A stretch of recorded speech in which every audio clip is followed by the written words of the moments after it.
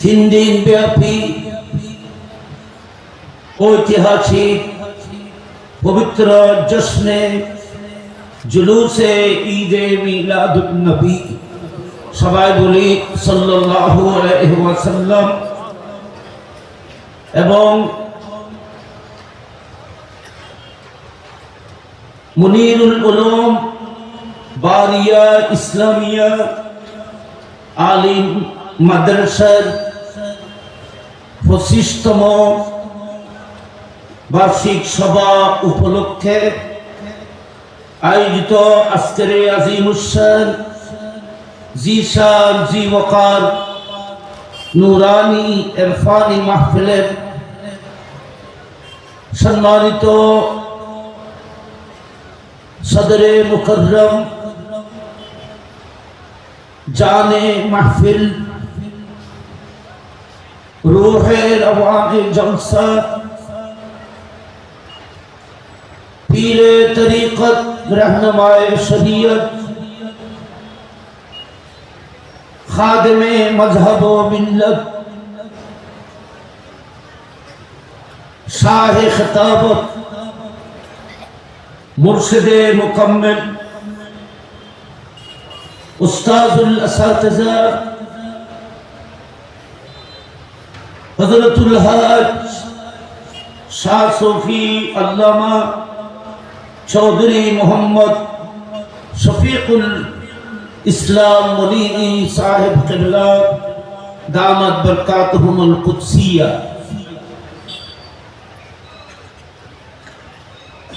सम्मानित अतिथिबृंद,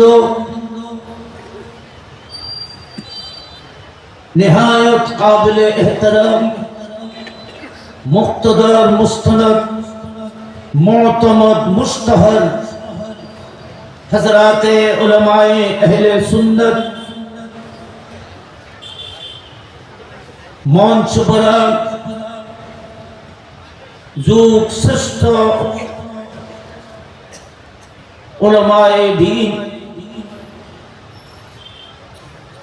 आजकेर आज़ीमुश्शान जी वक़ार महफिले उपस्थित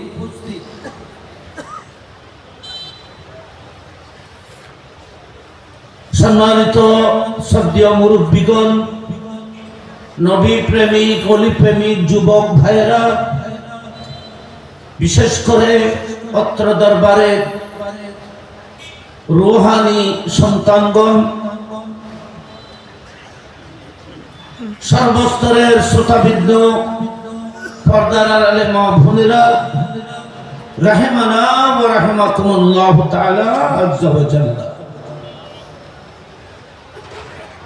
अल्लाह पाक रब्बुल आलामीनेर पवित्र दरबारे पाके আমরা শুকর আদায় করছি যে আল্লাহ রব্বুল আলামিন আমাদেরকে আজকের এই মহান বুজুর্গ মাহফিলে, শানদার এই মাহফিলে আল্লাহ আমাদেরকে আসার বসার উপস্থিত হওয়ার তৌফিক দান করেছেন। সে মহান আল্লাহর শুকর আদায় করছি। সবাই মহব্বতে বলুন আলহামদুলিল্লাহ। সবাই কাহারো জবান মুখের বন্দনা থাকে, সবাই মহব্বতে বলুন আলহামদুলিল্লাহ।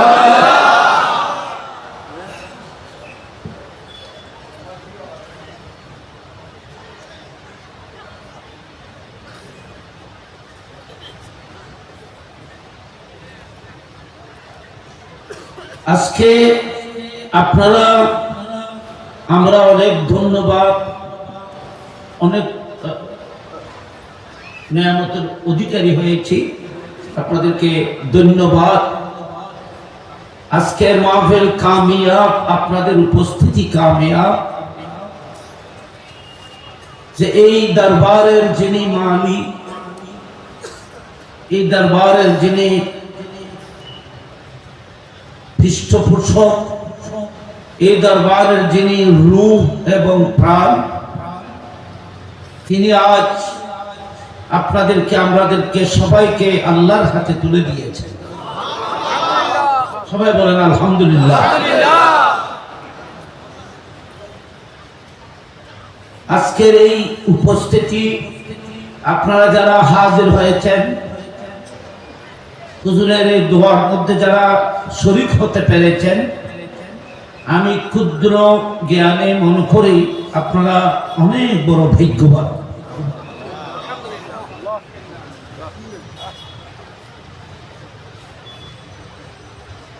আমরা হুজুর কেবলাকে হারাইতে চাই না। হুজুরের ছায়া আমাদের উপর, আমাদের মাথার উপরে আল্লাহ পাক আরো অনেক দীর্ঘ করুক, আমরা সে প্রার্থনাই করব প্রভুর কাছে।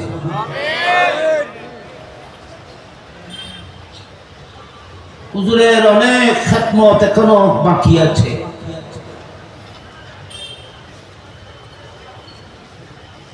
আমরা হুজুরের সুস্থতা, দীর্ঘায়ু কামনা করছি।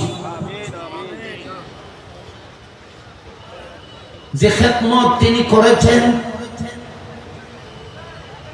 দ্বীন, মিল্লাত, মাযহাবের জন্য, শরীয়তের জন্য এবং তরিকতের জন্য, সেই খিদমত যেন আরো অনেক দিন যেন করতে পারে, সেই দোয়াটুকু আমরা আল্লাহর কাছে করব।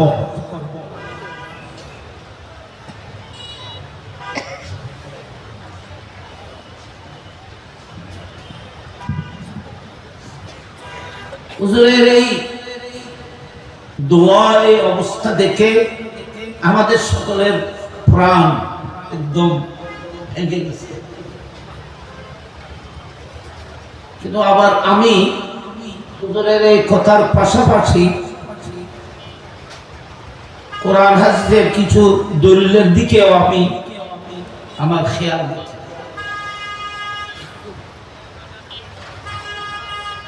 আমি আলোচনা শুরু করার আগে মঞ্চ পড়া শ্রেষ্ঠ হাজারাতে উলামায়ে কেরামদের প্রতি অন্তরের গভীর থেকে শ্রদ্ধা, সম্মান, মুবারকবাদ জানাচ্ছি।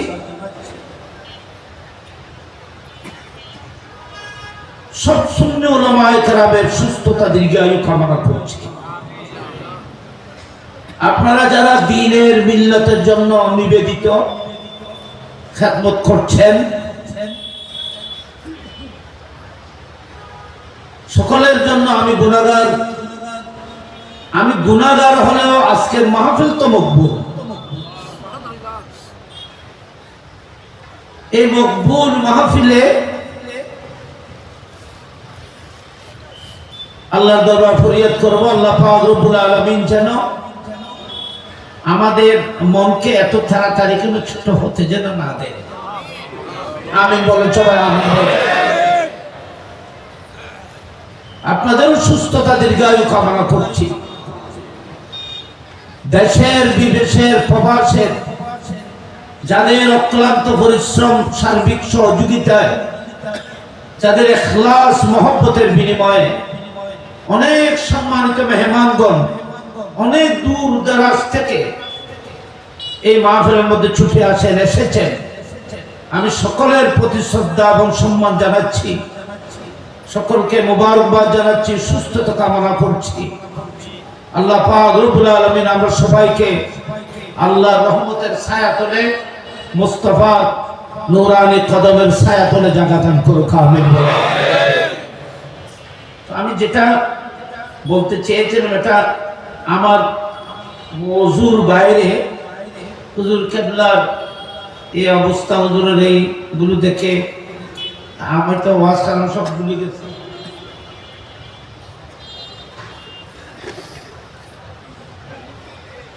আমি একটি হাদিস আমি আপনাদের খেদমতে কোট করছি, যেটা সহিহ বুখারী শরীফের হাদিস।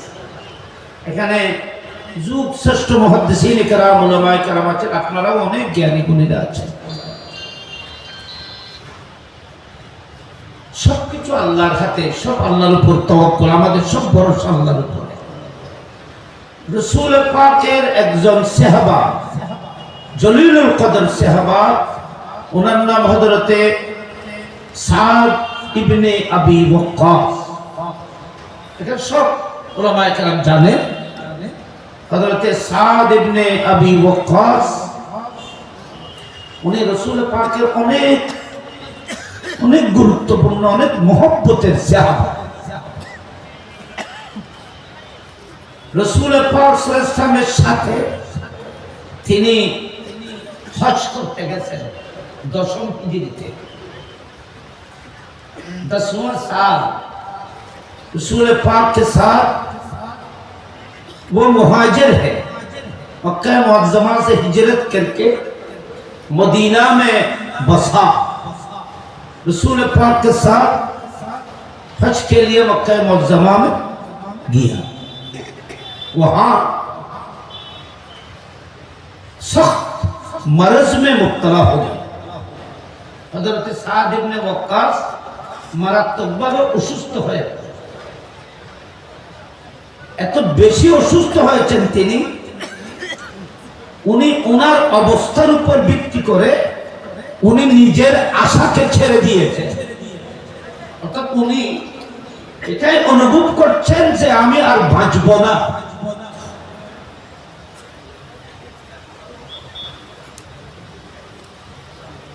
এ ধরনের কঠিন রোগে আক্রান্ত হয়ে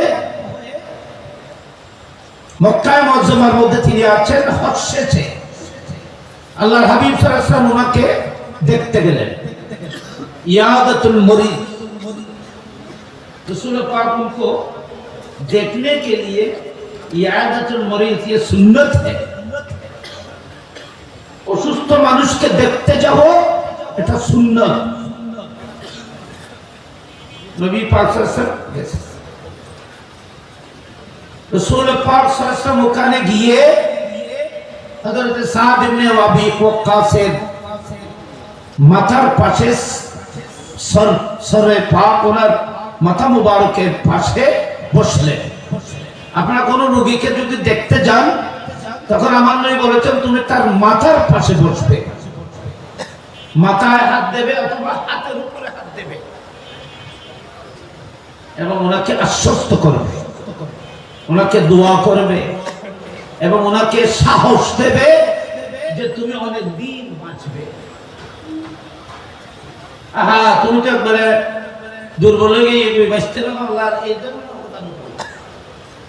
এটা আমরা সিদ্ধেন কে বলবো আর তো শুনে যে নকল হবে ওই যে খানবায় গিয়ে নাকবায় গিয়ে বলে বাঁচতে।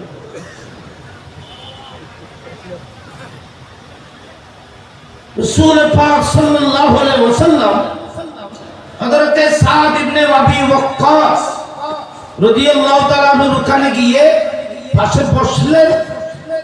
উনি তো দু জাহানের সুলতান, রাহমাতুল লিল আলামিন। রাসূল পাক তুমি জাহিরও দেখেন, বাতিনও দেখেন, দুনিয়াও দেখেন, আখিরাতও দেখেন, সামনেও দেখেন,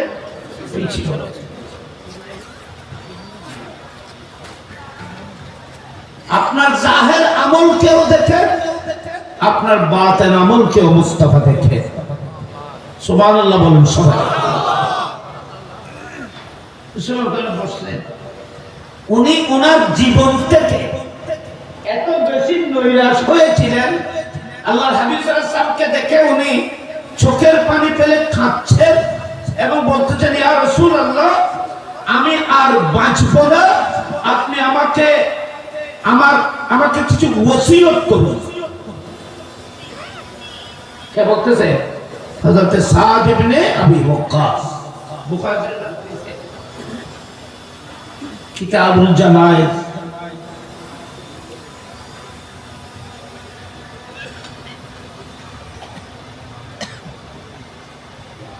रसूल पाक सल्लल्लाहु अलैहि वसल्लम उनके देखलेन, दुआ करलेन, হুজুর আমি আর বাঁচব না, আমার অনেক সম্পদ, অনেক মাল, আমার অনেক সম্পদ আছে, দৌলত আছে, ইয়া রাসূলুল্লাহ আমার বর্তমানে আমি আমার এই দৌলতটুকু আল্লাহর রাস্তার মধ্যে, সম্পূর্ণ আল্লাহর রাস্তার মধ্যে কুরবান করে যেতে চাই। মালগুলো আল্লাহর রাস্তার মধ্যে दिए दीते चाहे। मेरी तमाम माल, जो माल मेरे पास मौजूद है, ये तमाम के तमाम फी सबील अल्लाह के राह में करना चाहता हूँ आपकी इजाजत चाहते हैं तो আপনি আমাকে ইজাজত দেন আমার নবী বলতেছেন না শরীয়ত সেটা বলছে না হুজুর আমার এতগুলো মাল এত দৌলত আছে আমার উত্তরসূরি হিয়ার্স কেউ নেই আমার উত্তরসূরি আওলাদ নেই সাধনে আমার কাছে কোনো সন্তান নেই বলছেন আমার একটি মাত্র কন্যা মেয়ে সন্তান আমার এই মেয়ে কন্যাকেও আমি শাদী দিয়েছি উনি শাশুড় বাড়িতে খুব সচ্ছল অনেক দৌলতের অধিকারী তিনি ওনার কাছেও কোনো মালের প্রয়োজন নেই আমি আমার সমস্ত মাল আমার মেয়েরও কোনো প্রয়োজন হবে না আমি সমস্ত মাল আল্লাহর রাস্তার মধ্যে দিয়ে যেতে চাই আপনার অনুমতি চাইতেছি আমার নবী বলতেছেন না শরীয়ত সেটা বলছে না তুমি এক তৃতীয়াংশ আল্লাহর রাস্তার মধ্যে সৎকার করো এগুলো অনেক লম্বা হাদিস আমার নবী বলছেন ওয়াসুলুসু কাসীরুন হাদিসের এবারে এভাবে আছে ওয়াসুলুসু কাসীরুন এক তৃতীয়াংশও বেশি আমার ব্যক্তি কথা বললেন এ স্যার আপনার ছেলে মেয়েকে অভাব অনটনে রেখে যাওয়া থেকে ধনী রেখে যাওয়া উত্তম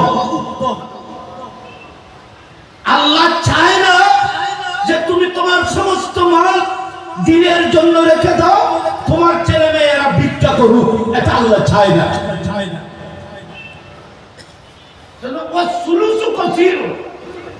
এক তৃতীয়াংশও বেশি আমি আর বাঁচবো না সাহাবায়ে কেরাম তো সবাই মদিনা শরীফ চলে যাবে আমি তো আপনার সাথে মদিনা শরীফ যেতে পারবো না আমার মত কি মক্কা শরীফে হবে আমার তো লাশ এখানে কি আমার শেষ আমার কলিজা তো কাঁদতেছে আমার তো আশা ছিল মক্কা মুআজ্জামা ত্যাগ করে মদিনায় পাকে হিজরত করেছি মুহাজিররা মক্কা শরীফে ইন্তেকাল হবো মক্কা শরীফে কবর হবো এদের হিজরত না তামাম হওয়ার দলিল সেজন্য সমস্ত মুহাজির তাদের হিজরত তখন কামিয়াব যদি মত মদিনায় হয় মুস্তাফার কদমে দফন হয় একটু বড় করে বলুন না সুবহানাল্লাহ সেজন্য হযরত সাদ ইবনে আরেকজন সাদ উনি মুহাজির মক্কা শরীফে ইন্তেকাল হয়ে মক্কা শরীফে দফন হওয়ার কারণে মুস্তাফা তার মওতের উপরে আফসোস করেছিলেন তাহলে বোঝা যাচ্ছে মক্কায় মুআজ্জামায় ইন্তেকাল করলে এমনি স্বাভাবিক মানুষ মক্কায় মুআজ্জামায় ইন্তেকাল করলে উনি বড় নসিবওয়ালা কিন্তু নবীর প্রেমে যারা মক্কা ছেড়ে মদিনা শরীফ চলে গেছে তাদের জন্য মদিনা শরীফে ইন্তেকাল হওয়ায় সবচেয়ে আফজল কথা দেখেন সেজন্য আপনারা জানেন উলামায়ে কেরাম থেকে শুনেছেন সাইয়েদনা ওমর ইবনুল খাত্তাব প্রতি নামাজের পরে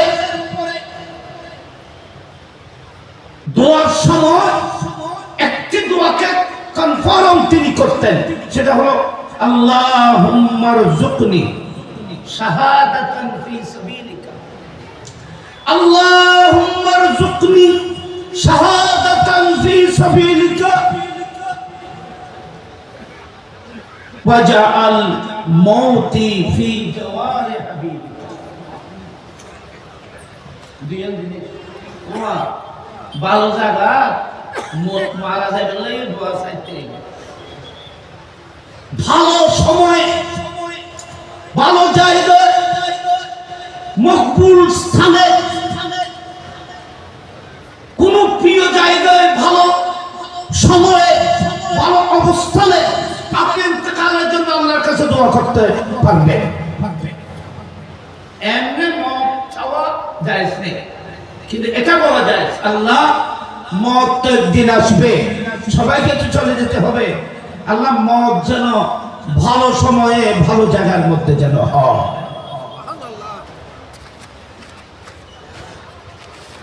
হযরতে সাইয়েদনা উমর ইবনে খাত্তাব রাদিয়াল্লাহু তাআলা আনহু উনি দোয়ার মধ্যে বলতেন, আল্লাহুম্মা রযুকনি শাহাদাতান ফি সাবিলিকা, এ আল্লাহ তোমার রাস্তার মধ্যে যেন শহীদ হতে পারি, ওয়াজাল মৌতি ফি জওয়ারে হাবিবিকা, मेरी मौत आपके महबूब के कदम पाक के नीचे हो, ये दुआ करता हूं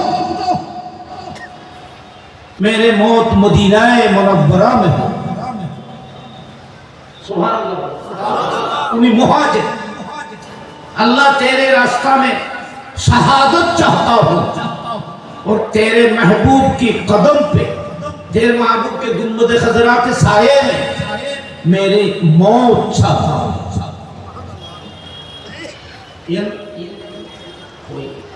আমি যেটা বলতেছিলাম, সাদ ইবনে আবু ওয়াক্কাসকে আমার নবী বলতেছেন, হে সাদ, তুমি যেভাবে ভয় করতেছো, তোমার অবস্থা প্রেক্ষিতে তুমি আর বাঁচবে না যে বলতেছো, এটা তো তুমি তোমার কথা বলেছ, এখন আমি আমার কথা বলি, শোনো সাদ, তুমি আমার ইন্তেকালের পরেও বেঁচে থাকবে।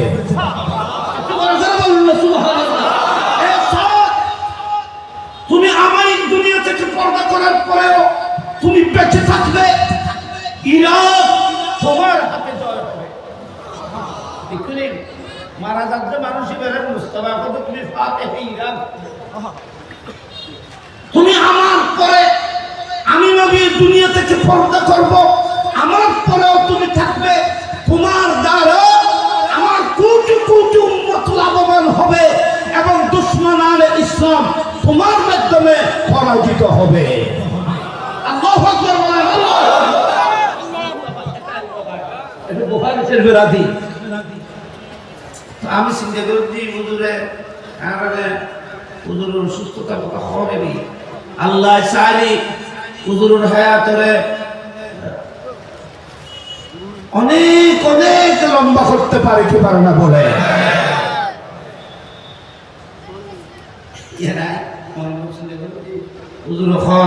আমার মতো শুরু হয়ে গেল। দোয়া করিবেন যে হুজুরের হায়াত দিলেন, আল্লাহ হুজুর অনেক খেদমত, আরো যেন খেদমত যেন করতে পারে, সেই শক্তি, সেই তাকত আল্লাহ যেন হুজুরকে দান করেন। আইনের ইংরেজি কথা বলেন, এটা আরেফদের আল্লাহর ওলিদের এটা সুন্নত, এটা প্রকৃত আরেফ, যারা প্রকৃত সালেক বলি, এরা এটা একটা তরিকতের আহ্বান। আজকে আপনাদেরকে আল্লাহর হাতে তুলে দিয়েছেন, এটা তো আপনাদেরকে আজকে সবাইকে মিলে আল্লাহর হাতে তুলে দিয়েছেন, কিন্তু উনি প্রতি রাত মুসল্লায় বসে বসে ওনার ভক্ত মুরিদ অনুরক্ত ওনার সিলসিলার মধ্যে ওনার রুহানি সন্তানদেরকে প্রতিদিন রাত গোপনে আল্লাহর হাতে তুলে দিতে থাকে।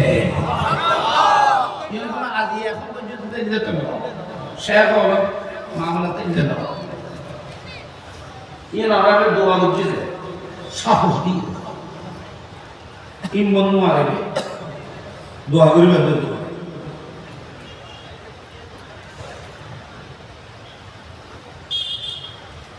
বায়াত গ্রহণ করেছেন,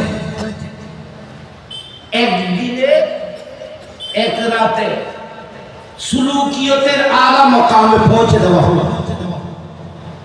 তরিকতের কাজগুলো ধারাবাহিকভাবে করতে হয়নি, আজকে বায়াত একদিন এক রাত পরে ওনাকে মকাম সুলুকের ইন্তেকাল মধ্যে পৌঁছে দেওয়া হলো। কে? হযরত উসমান হারুনি খাজা গরিব নওয়াজকে অনেক লম্বা সময় তরিকতের কাজ করতে হয়নি। হযরত খাজা মঈনুদ্দিন হযরত উসমান হারুনের হাতে বায়াতের পরে একদিন এক রাত মুজাহিদার পরে উসমান হারুনি বললেন, তোমার মাকাম এখন 800 পর্যন্ত পৌঁছে গেছে। এদিকে দেখো, ওইদিকে লম্বা আলোচনা আছে, জানেন আপনারা। কিন্তু পীর সাহেব কি বলেছিলেন জানেন? হযরতে উসমান হারুনি বলেছিলেন, মঈনুদ্দিন তোমার সমস্ত সুলুকের ব্যবস্থা তো করেছি, একটা জিনিস বাকি আছে, সেটা হলো আমার হাতে তোমাকে আমার আল্লাহর হাতে তুলে দেওয়া। সুবহানাল্লাহ বলুন না সবাই। খাজা গরিব নওয়াজের উনি 90 লক্ষ কাফেরকে মুসলমান করেছে। আমি একটি কিতাবের মধ্যে দেখেছি হযরত খাজা গরিব নওয়াজ 96 লক্ষ মানুষ খাজা গরিবের জানাজার মধ্যে নামাজ পড়েছিল। এলা দুই সরনে দুটো হবে, সবটাই দুটো ক্ষমা করে ইন্ডিয়ার একবারে কট্টর কাফের খাজা গরিব নওয়াজ 90 लाख मजूसियों को कलमा के साए में ईमान के नूर उनके दिलों में रोशन किया। यह मोइनुद्दीन है।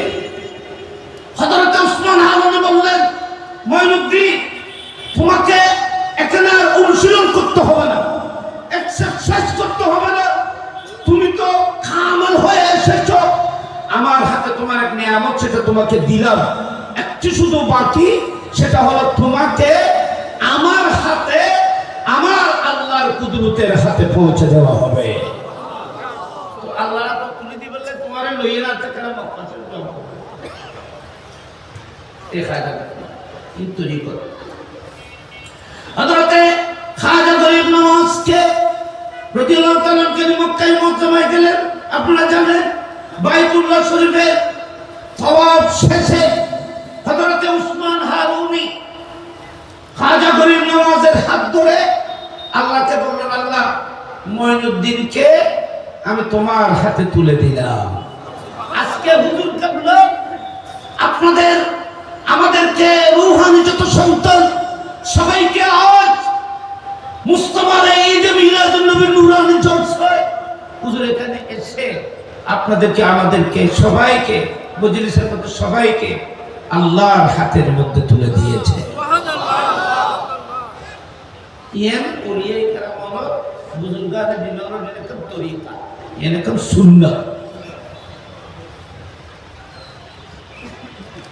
খাজা গরিব নওয়াজকে আল্লাহর হাতের মধ্যে তুলে দিলে গায়েব থেকে আওয়াজ আসলেন, গায়েব থেকে আওয়াজ আসলো, শুনতেছে সবাই যে উসমান তোমার মঈনুদ্দিনকে আমি কবুল করে নিলাম, মঈনুদ্দিনকে আমি তো কবুল করে নিলাম। ফলে আবার তারপরের বছর হজের মধ্যে যখন মঈনুদ্দিন গেলেন কাঁদতেছে, আল্লাহ তুমি আমাকে কবুল করো মঈনুদ্দিন, আমি তো তোমাকে তোমার পীরের হাত থেকে কবুল করেছি, হাত থেকে। আজকে আমি আমার জন্য দোয়া করতে আসি নাই, কিয়ামত পর্যন্ত আমার তরিকার যারা অনুসরণ করবে আমি তাদের জন্য দোয়া করতে এসেছি।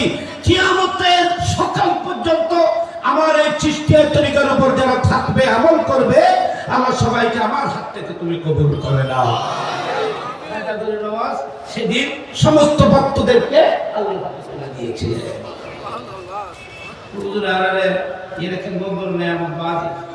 হুজুরের হাতে আল্লাহর একজন মকবুল বান্দার হাতে আপনাদেরকে আমাদেরকে আল্লাহর হাতে তুলে দিলেন। আল্লাহ কবুল করো, কামিল ফলা বলে। এবং আল্লাহ পাক হুজুরের হায়াতে সেহতে আল্লাহ পাক কোটি কোটি বরকত দান করুক। আমি এমনি কথা পছন্দ মনসুর করি ফল আর তো মনসুর হয়ে যাবে আর হুজুর লইয়া তাই মনে হয় ওলা তারা তারা কখনো দিন তারা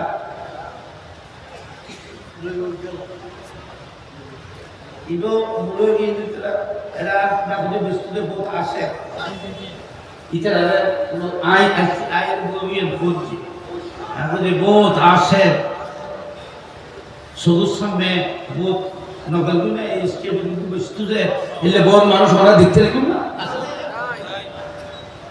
আর ওনার অডিয়েন্সর কত হাজার হাজার আশিক রাসূল দুনিয়া থেকে বিদায় হয়ে গেছে সবাইকে চলে যেতে হবে আল্লাহ পাক সবাইকে ওখানেও এইভাবে মিলিত হওয়ার তৌফিক দান করুন আমি আজকে একটু ব্যতিক্রমধর্মী কিছু আমি আয়াত একটি পড়েছি এটাও আমি হুজুরের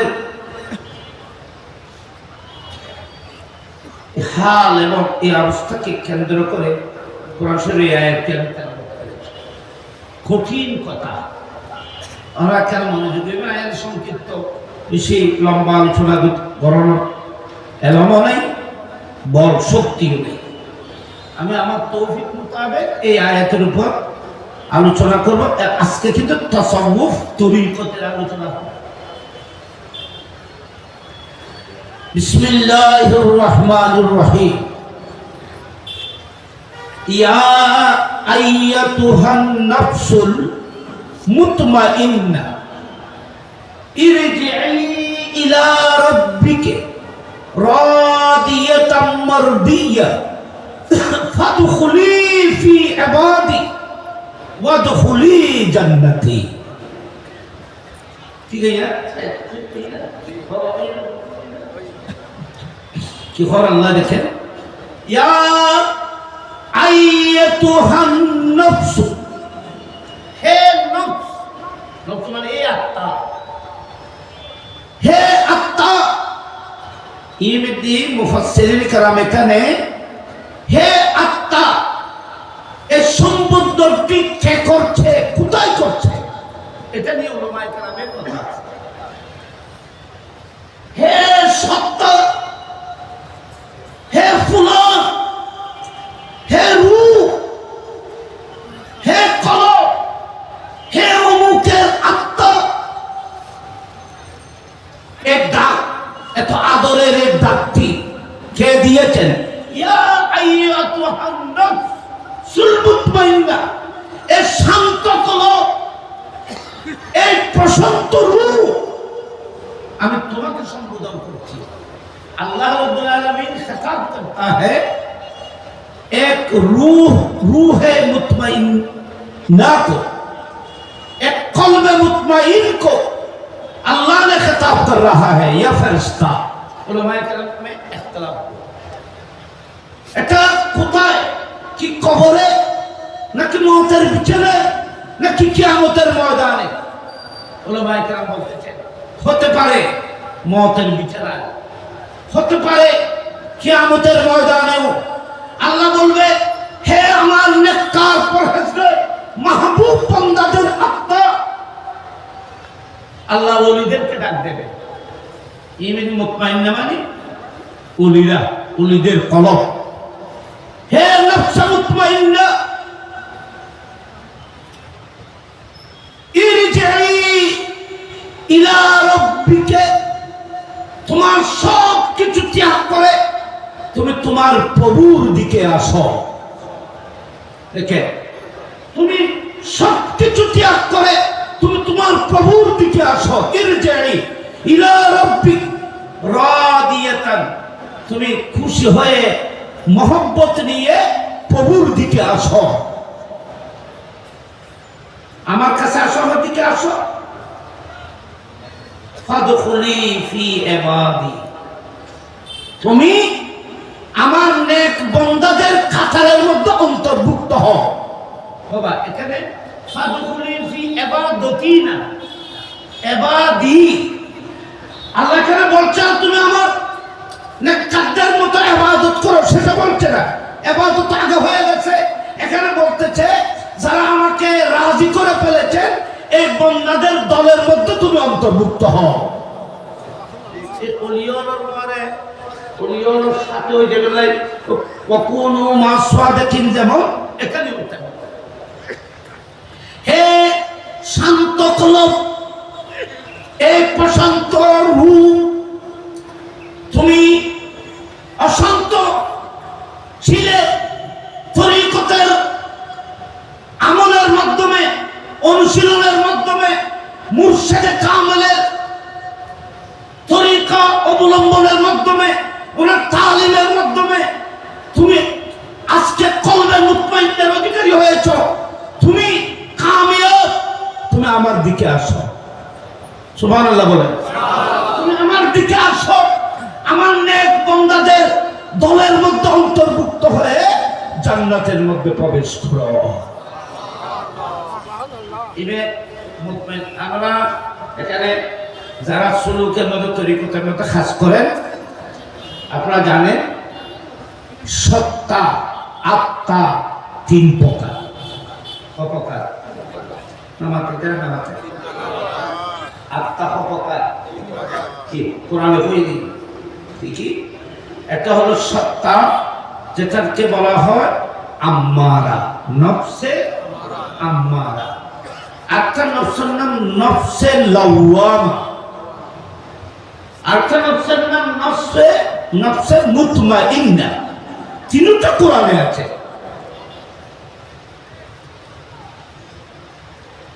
নফস আম্মারা মানে যে আত্মা, যে মাইন্ড, যে খেয়াল তোমাকে সবসময় দুনিয়া, শাহওয়াত, লজ্জাত, দুনিয়ার প্রতি তোমাকে বিভিন্ন রকমের ওয়াসওয়াসা দেবে।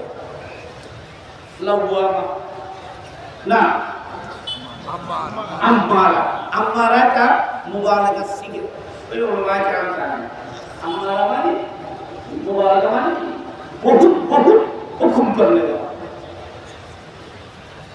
मुबालगत बियन माने ना बात मुबालगत बीमारी एखाने ये अधिकतर ज़्यादती का माना देता है और मुदावमत का माना देता है। मुबालगत बियन माने ले एखाने ज़्यादती एखाने जो मुदावमत हमेशा अर्थात तुम्हारे तुम्हारे से आत्मा सब समय गुना अपराध अशांतिर दिखे तुम्हारे आह्वान करते। नफसे अम्मारा आरा ভিতরে আরা লেমান মসি লেমানি অশান্তি নেই। বিভিন্ন ওয়াসওয়াসা, দুনিয়াবি ওয়াসওয়াসা, বিভিন্ন অশান্তি বরকত জড়িত করে রেখে অশান্তির সাগরের মধ্যে তুমি ভাসতেছ।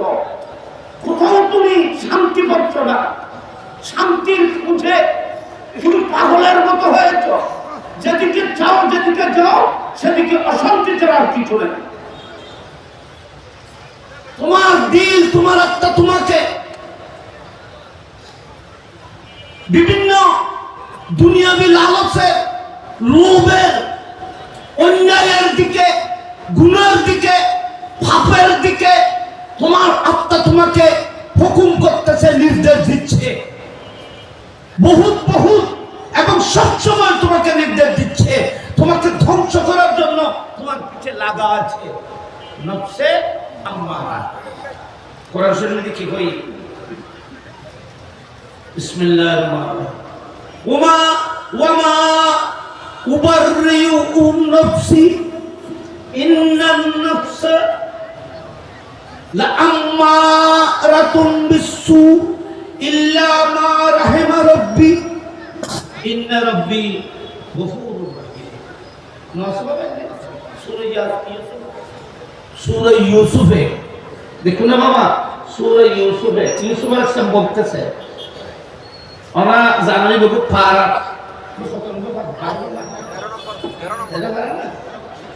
ওমা উবাররিউ গো আর আছে সিরে না মুরবি তেরা কনসেপ্ট করতে হ্যাঁ তেরো ফারা চাই ওমা কার দড় দড় খতনা কষ্ট ওমা উবাররিউ ইনে কার হইরা আসতে কষ্ট হতো। ওমা উবাররিউ নফসি ইন্নান নফসা লাআম্মারাতুন বিসসু।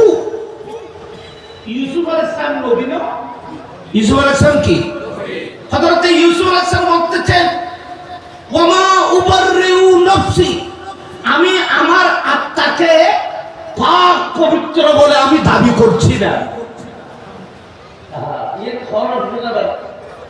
এটা কথা কি খারাপ আছে, তাকে কথা কয়দিন সময় আছে বাবা, ভুল মতো আমি আমার আত্মাকে সম্পূর্ণরূপে নির্দোষ বলে আমি দাবি করছি না, বাকি আল্লাহ আমার আত্মাকে পাক এবং পবিত্র মাহফুজ রেখেছে।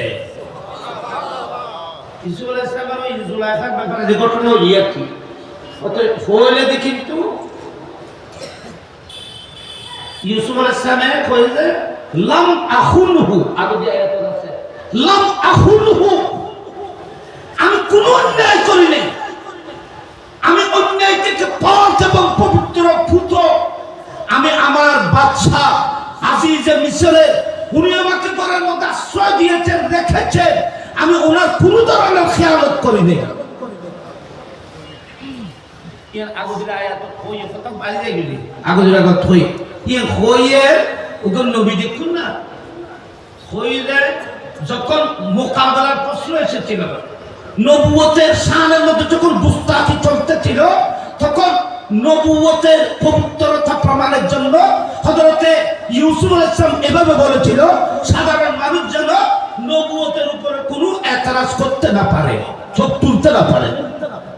যখন এটা কমপ্লিট জুলাইখা দোষী হিসেবে যখন প্রমাণিত হয়ে গেল, এখন হযরত ইউসুফ আলাইহিস সালাম আবার আল্লাহর কাছে নরম হয়ে বলতেছে, এ আল্লাহ, আমি ওখানে আমার আত্মাকে যে পাক পবিত্র বলেছি, এটা নবুয়তের হেফাজতের জন্য বলেছিলাম, কিন্তু আমি আল্লাহ তোমার কাছে ছোট হয়ে বলতেছি, আমি গুনাহ অপরাধের সেই ওয়াসওয়াসা আমার নফস আমাকে দেয়, কিন্তু আপনি দয়া করে আমাকে হেফাজত করেছে। এই বহুত সেনসিটিভ ব্যাপার আছে, উভয় সম্পর্ক আছে। এনে দুম সানি তর্জমা করে বলে দুনিয়াতে নানা দেশে দিয়েছি ফাজওয়া ওয়া ওয়াজাদাকা দাল্লান এর ওয়াবিওলে কিতাব মধ্যে লেখা ওয়া এখানে আমি ওপেনে বলতেছি, এটা মিডিয়ার মাধ্যমে গোটা দুনিয়া দেখতেছে। আপনারা বলেন ওয়া ওয়াজাদাকা দাল্লান ফাহাদা, এর তর্জমার মধ্যে আপনি যত তর্জমা কোরআন দেখবেন, উর্দু ভাষায় দেখবেন, বলা হচ্ছে हे नबी मैं आपको गुमराह पाया, নবী গুমরাহ ছিল, পথভ্রষ্ট ছিল, আমাদের নবীকে নাকি আল্লাহ পাক হেদায়েত দিয়েছে। সরাসরি তর্জমা নয় না, তর্জমাই না, ঈমান গই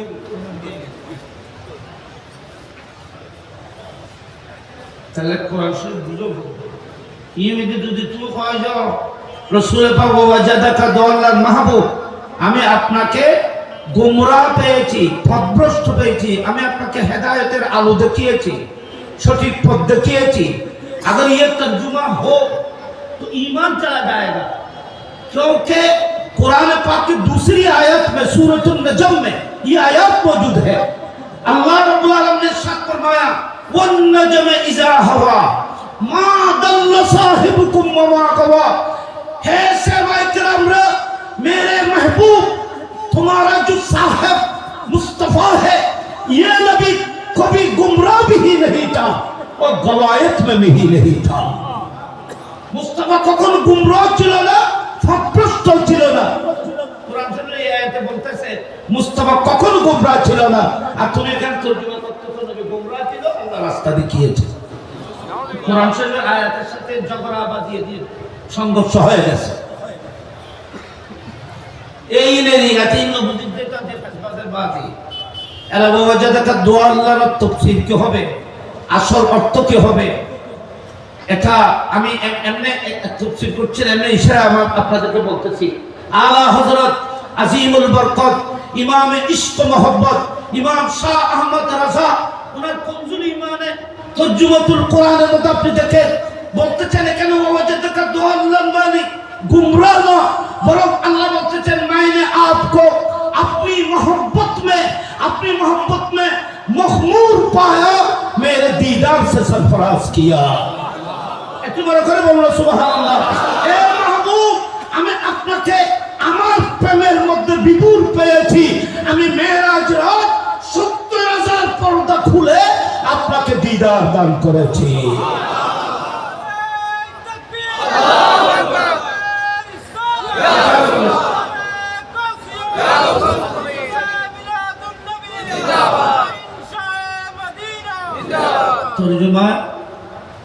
একটু ব্যতিক্রম হলে ইমান খতরা হয়।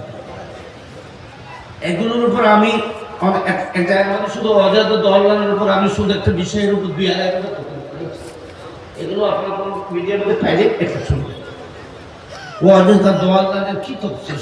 দলান মানে যে গুমরাহ নয় এখানে, বরঞ্চ মহব্বতের মধ্যে বিপুল পাওয়া। এটা কোরআন শরীফের আয়াত দ্বারা প্রমাণ। এগুলো সূরা ইউসুফ পড়লে আপনারা এগুলো পাবেন।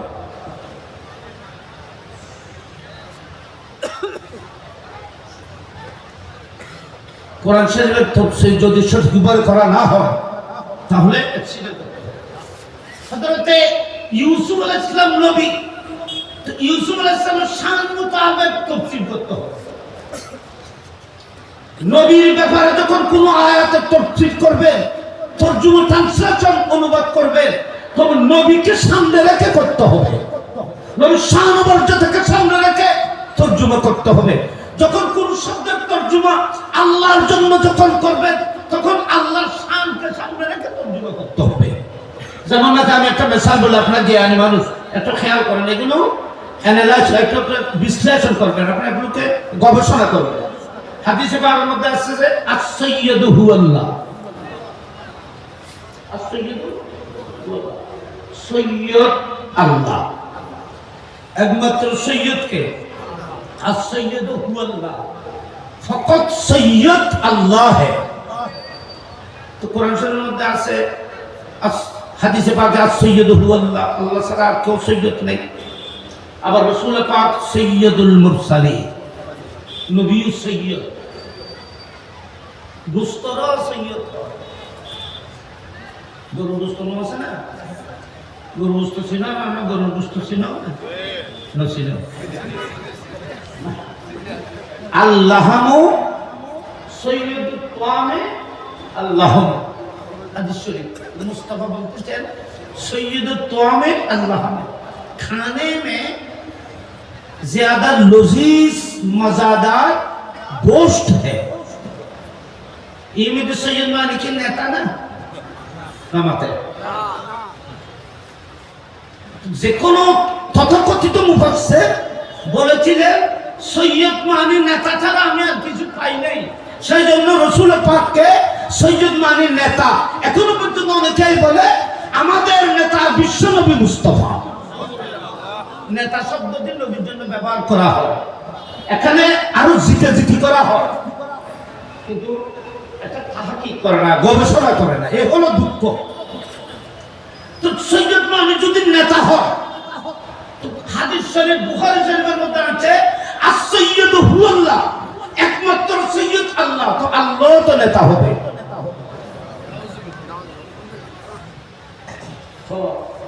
আচ্ছা আর কোন নাম বুঝবেন? সৈয়দুল আইয়ামে আল জুমা, সৈয়দুল আইয়ামে আল জুমা, জুমার দিন সৈয়দ।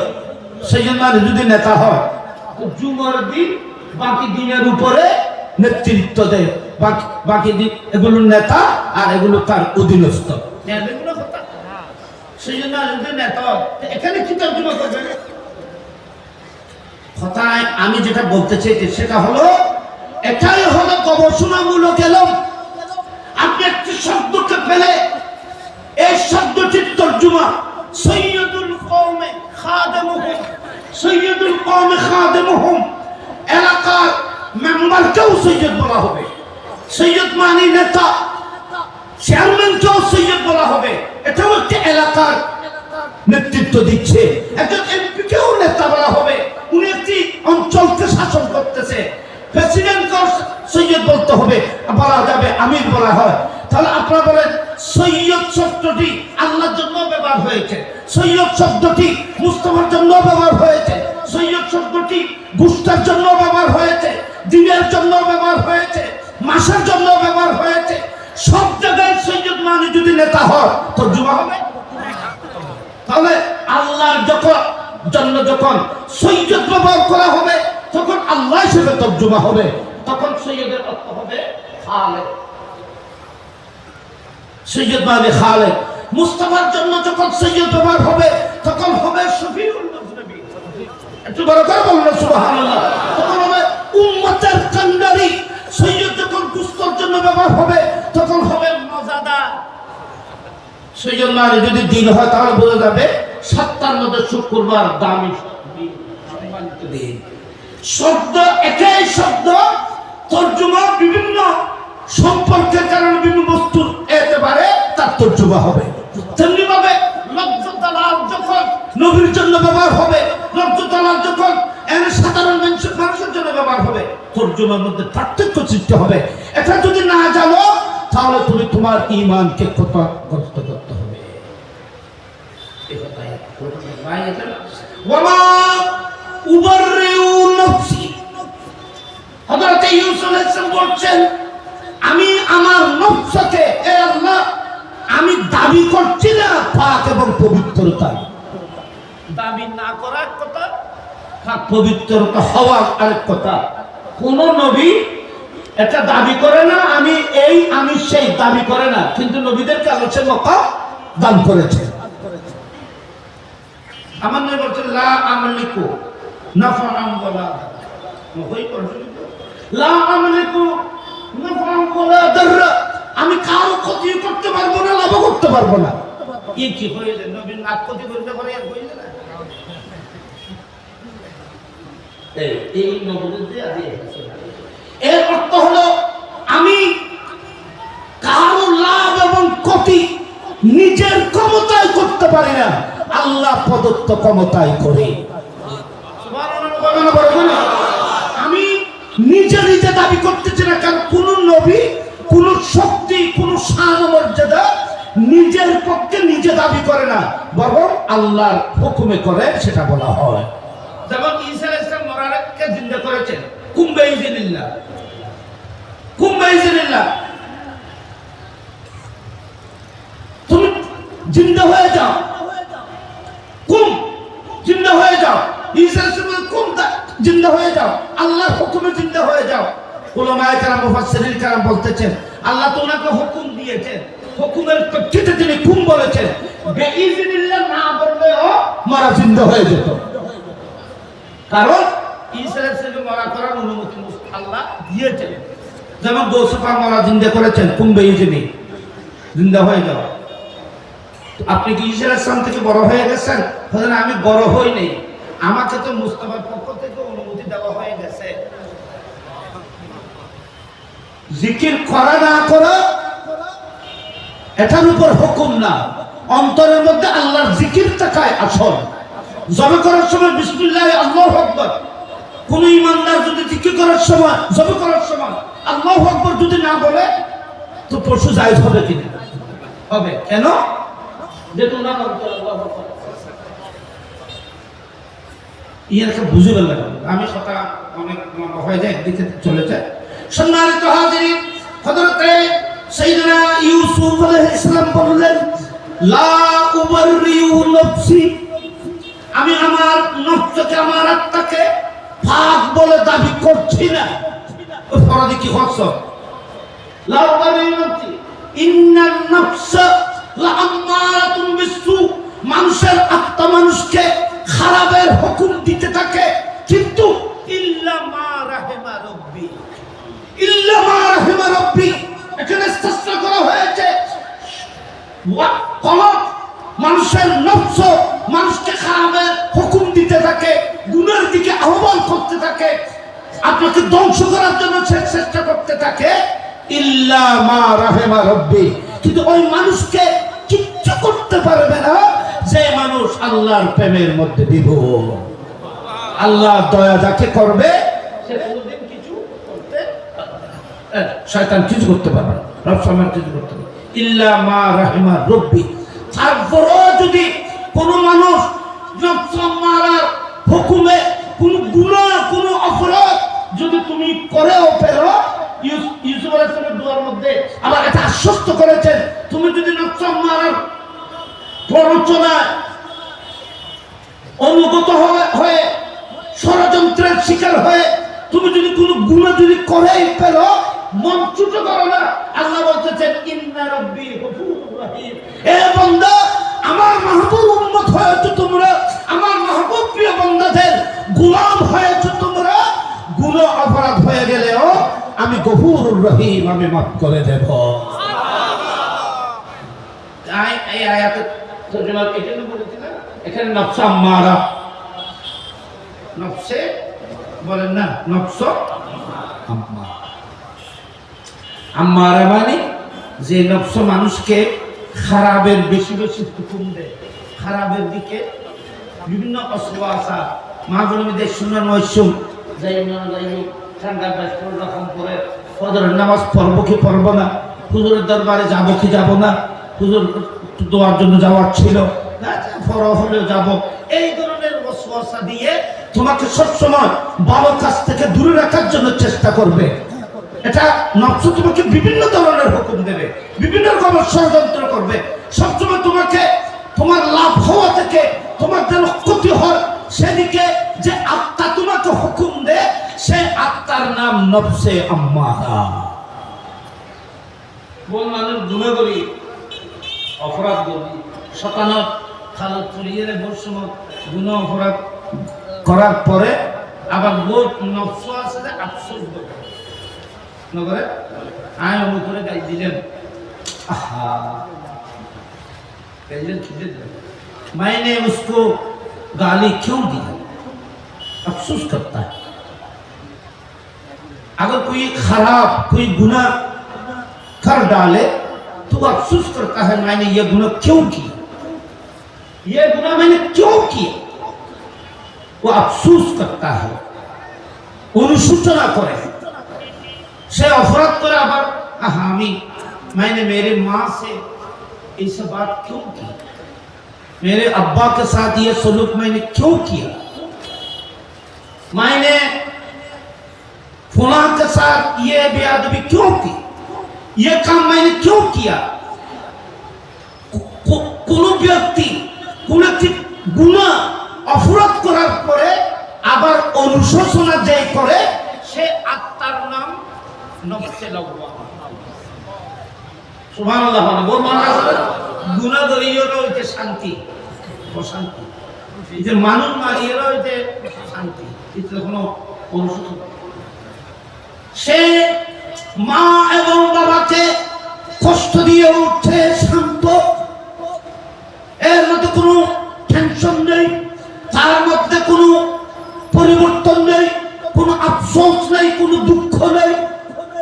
আজকে নামাজ কাজা হয়ে গেছে, কোনো দুঃখ নেই, ফজরের নামাজ পড়ে নেই, কোনো দুঃখ নেই,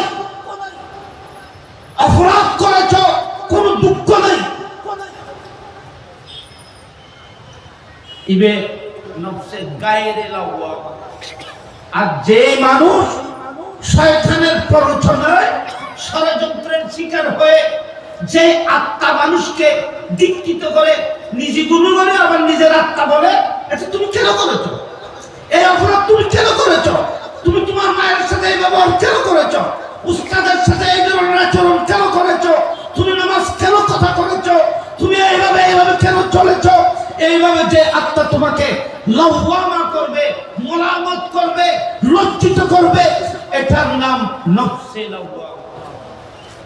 নফসে লাওয়ামা ওলিদের তরফ কেউ বলে।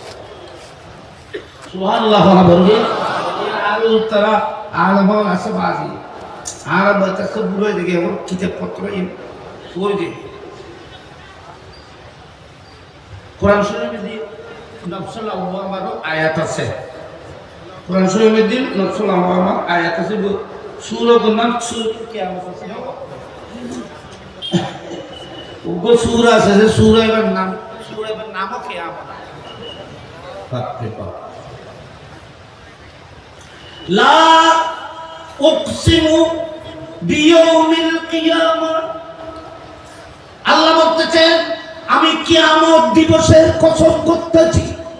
লা উকসিমু বিয়াউমিল কিয়ামা ওয়ালা উকসিমু বিন-নাফসিল লাওয়ামা, আমি ওই নফসের কসম করতেছি, ওই আত্মার কসম করতেছি। ওই আত্মা আমার কাছে অনেক প্রিয়, যে আত্মা গুনাহ অপরাধ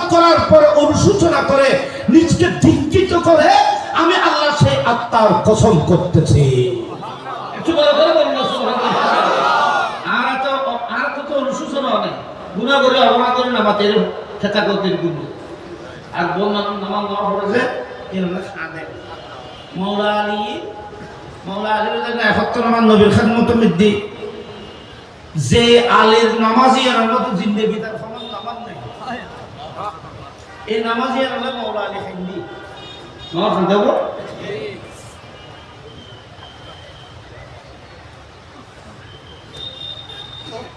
আসরের নামাজ শুদ্ধ ডুবি যাবে জিন্দেগি মধ্যে নামাজ ফরজ হয়ে যায় দিন তিলই মাওলা আলী রসুল পাক নবীর মুয়ারে জামাতে সর্বপ্রথম নামাজ পড়ছিল মাওলা আলী। ইতিহাস বলতেছে নবীর সাথে সর্বপ্রথম জামাতে নামাজ পড়েছেন পুরুষের মধ্যে নবীর সাথে ফার্স্ট নামাজ জামাতে যিনি পড়েছিলেন তিনি মাওলা আলী। সোমবারে নবীর কাছে বহি এসেছে, মঙ্গলবারে জোহরের নামাজ ইমাম মুস্তাফার সাথে আদায় করেছিলেন মাওলা আলী। সোমবারে নবী হিসেবে এলান হল, মঙ্গলবার দিন নবীর মুয়ারে বা জামাতের নামাজ পড়ছে মাওলা আলী। সুবহানাল্লাহ। এই মাওলা আলী সেদিন থেকে তখন মাওলা আলীর বয়স 9 বছর 9-10 বছর। আমি আপনাদেরকে একটা কথা বলি বাবা, এগুলো মনে রাখবেন। মাওলা আলী আমার কাছে মুস্তানাদ কিতাবের রেফারেন্স আমি এটা কোট করেছি, আমি কোট করে লিখে রেখেছি, কারণ সংশোধন করতে কি আছে মোতালের আমার মনে থাকে কোন কিতাবের কথা বলবো নামও ভুলে দিই, সেজন্য আমি এগুলো কমপ্লিট নোট করে রেখেছি আমার কাছে। আমি গতকালে তালাশ করতে গেলে আবার পাইছি একটা কিতাবের ভিতরে। মাওলা আলী আল্লাহর ঘরখানায় কাবার ভিতরে জন্ম হয়। কোথায়? কাবা শরীফের ভিতরে জন্ম হয়। মার নাম ফাতেমা বিনতে আসাদ। দর্দজা বেদনা যখন শুরু হলো তিনি কাবা শরীফে তওয়াফ করতেছেন, শাহে বেলায়েত। সমস্ত ওলিয়ে কেরামের ওলিদের সিলসিলায়ে তরিকত মাওলা আলীর দিকে হয়ে মুস্তাফা পর্যন্ত পৌঁছবে। আপনাদের সিলসিলা, আপনাদের শেখ, আমাদের পীর ও মুর্শিদ, আমাদের শুয়ুখ যারা প্রত্যেকের সিলসিলা মাওলা আলীর দরবারে গিয়ে পৌঁছে যাবে। আসলে প্রত্যেক তরিকতের শুয়ুখের ভিতরে মাওলা আলী কনফার্ম আছে। বেলায়েতের সেই মহান ফয়েজ, বেলায়েতের মহান সে নূর, সে রূহানিয়ত মুস্তাফার সিনে থেকে মাওলা আলীর মাধ্যমে গোটা কায়নাতে সাপ্লাই চলতেছে। আল্লাহু আকবার বলে। সেজন্য মাওলা আলীর ব্যাপারে দুই নম্বর একটা হলো আনা মদিনাতুল ইলমি ওয়া আলিয়ুন বাবুহা, প্রকৃত ইলম ওই ইলম জাতিকে ফায়দা দেবে, ওই ইলম জাতির কাছে আসবে যে ইলম মাওলা আলীর সিনে থেকে অর্জিত হবে। আপনাদের আবার ওই তরিকত আলোকিত করবে আপনার বাতিনকে, যে বাতিনের ফয়েজ মাওলা আলীর সিনে থেকে আসবে। এটা প্রত্যেক সিলসিলার তরিকতের সিলসিলার শেষ মাওলা আলী পর্যন্ত পৌঁছে গেছে। এখান থেকে মুস্তাফা সুবহানাল্লাহ। এই মাওলা আলী যখন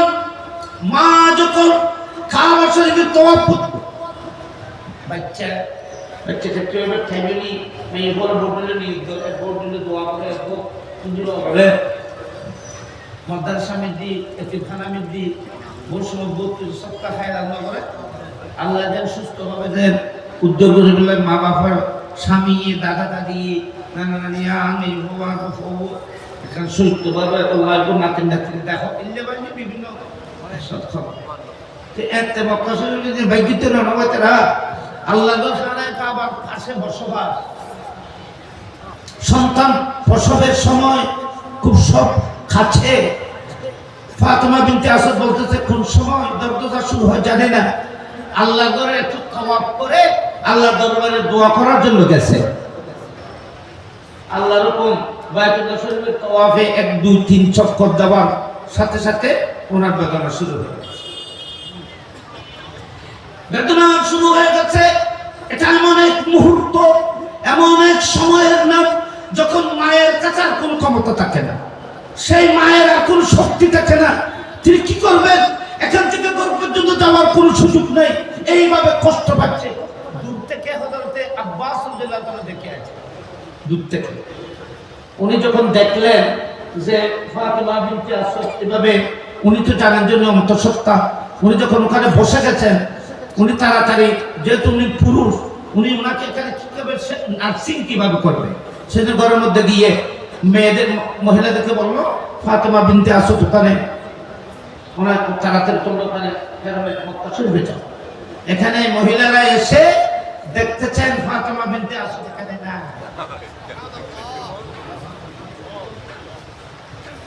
তিনি ফাতিমা বিনতে আসাদ তিনি আল্লাহর কাছে সেখানে ফরিয়াদ করেছেন, মাতুলে আল্লাহ তুমি আমার ইজ্জতকে রক্ষা করো, আল্লাহ তুমি আমার ইজ্জত এবং সম্মানকে রক্ষা করো।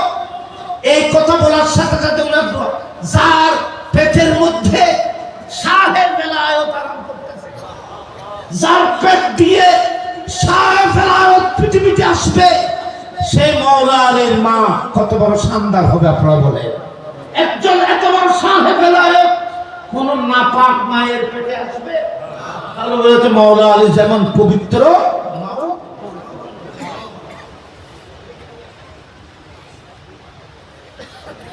সম্মানিত হাজিরিন, আল্লাহর হুকুমে কাবা বাইতুল্লাহ শরীফের দিওয়ার ফেটে গেল, ওখানে ঢুকে পড়ে ফেরেশতারা নাকি ওখানে ঢুকে ফেলছে। দরজা দিল,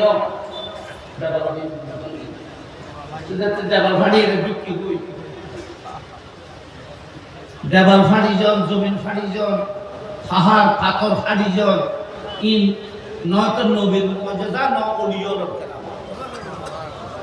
আমি ওলির কেরামতের মধ্যেও দেখতেছি, নবীর মর্যাদার মধ্যেও আছো। সুবহানাল্লাহ বলেন না? সুবহানাল্লাহ। ঢুকে পড়েছে দোকানে, তো মহিলারা বাইতুল্লাহ শরীফের চাবি এনে বাইতুল্লাহ শরীফের ভিতরে তালাশ করে দেখলো, ওখানে না।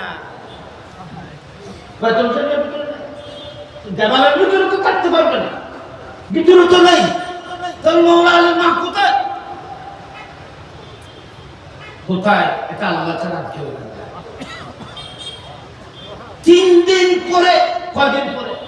3 দিন পরে সেই মাওলা আলী রাদিয়াল্লাহু আনহু মা ফাতিমা বিনতে আসাদ মাওলা আলীকে, শিশুকে কোলে নিয়ে যেদিকে ঢুকেছিল কাবা শরীফের দেওয়াল ফেটে গেছে, ওই রাস্তা দিয়ে আবার মাওলা আলীকে হাতে নিয়ে বের হয়ে আসলেন। সর্বপ্রথম আমার নবী সেই মাওলা আলীকে কোলে নিয়ে মুস্তাফা নিজের হাতে মাওলা আলীকে গোসলের ব্যবস্থা করেছিলেন।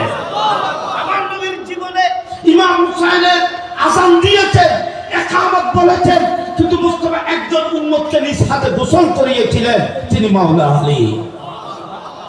मौला अली रज़ा दुनिया में जब आया, खुद मुस्तफा ने अपने हाथ से मौला अली को गुस्ल दिलवाया दिया, खुद मुस्तफा। या रसूल अल्लाह, আপনার কোন সন্তানকে তো এভাবে গোসল দিতে দেখি নেই, মাওলা আলীকে কেন? আমার নবী বলতেছেন, মাওলা আলীকে আমি গোসল দিয়ে দুটো জিনিস কায়নাতকে বুঝাই। একটা হলো মাওলা আলী, যাকে আমি রাসূল গোসল দিয়ে পরিষ্কার করেছি, সেই মাওলা আলী কোনদিন নাপাক হতে পারে না, শরাব পান করতে পারে না। ঠিক কিনা বলে? সেই মাওলা আলী কোনদিন শরাব পান করতে পারে না, নাপাক হতে পারে না, যাকে আমি রাসূল নবুয়তের সাথে পরিষ্কার করেছি। 1 2 নম্বর, মাওলা আলীকে গোসলের ব্যবস্থা করে আমি আমার গোসলের ব্যবস্থা করেছি। আমি মাওলা আলীকে গোসলের ব্যবস্থা করে আমিও তো একদিন গোসল করতে হবে। এই দুনিয়া থেকে যেদিন আমি যাব, আমার গোসল যেন মাওলার হাতে যেন দেওয়া হয়। মাওলা আলী, আমি আমার গোসলের ব্যবস্থা, আমি গোসলের আমার নবী হাদিসে পাকে বলেছেন, আমি দুনিয়া থেকে যখন যাব, আমার দিকে দেখার অনুমতি মাওলা আলী ছাড়া আমার দ্বিতীয় আর কাউকে দিলাম না। নবী ইন্তেকালের পরে আমি তো নাম নবী বলল আমি কেউ সাক্ষী কেন সাহেবের মতো অনুমতি মাওলা আলীকে দিলাম, গোসল উনি দেবে। আল্লাহর পক্ষ থেকে হুকুম আসলো আমার মাহবুবের জুব্বা মুবারক খোলা যাবে না, কাপড় চোপড় খোলা যাবে না। মাওলা আলীর নিজ হাতে রাসূলের পাকের গায়ের মধ্যে পানি ঢেলেছিলেন, সমস্ত কাপড় চোপড়গুলো রুই দিয়ে শুকিয়েছিলেন। সোমবারে ইন্তেকাল করেছেন, বুধবারে এশারের নামাজের পরে মুস্তাফাকে দাফন করা।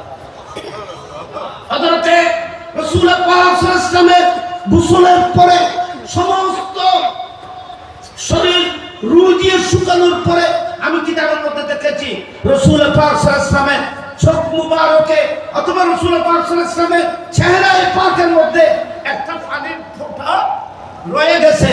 তিনি সেই পানির ফোঁটাকে মুক্তার মতো নবীর চেহারার মধ্যে জ্বলতেছিল, সেই রুই দিয়ে সেই পানির ফোঁটাকে নিতে তিনি বিয়াদবি মনে করেছিলেন। মাওলা আলী বলতেছেন আমি ঝুঁকে আমি মুস্তাফার চোখ মুবারক থেকে সেই পানিগুলো পান করে ফেলেছিলাম। সেই সময় আমি এই চোখের পানি যখন পান করেছি আমার বাচ্চারা লুকিত হয়ে গেছে, জমিনে বসে গোটা কায়নাত আমি হাতের তালুর মতো দেখতেছিলাম। এই বেলায়ত কে নাই দেখুনি, রোহানিয়ত কে নেই, ওই একটা পানি দিয়ে বেলায়ত কিভাবে এসেছে। আর আদব বড় জিনিস, আদব ছাড়া পৃথিবীতে কিছু অর্জন হয় না বাবা, আদব ছাড়া কিছু অর্জন হয় না বাবা। যদি আপনি দুনিয়া আখিরাত দুনো জাহানের মধ্যে সম্মানের কোন তাজ যদি পেতে চান, আপনি আপনার অস্তিত্বকে বিলীন করে আদবকে প্রাধান্য দেবে। যার কাছে আদব আছে তার কাছে, যার কাছে আদব আছে সে তাজিম জানবে, যে তাজিম জানবে আল্লাহ পাক তাকে দুনিয়া আখিরাত দুনো জাহানের মধ্যে কামিয়াব করবে।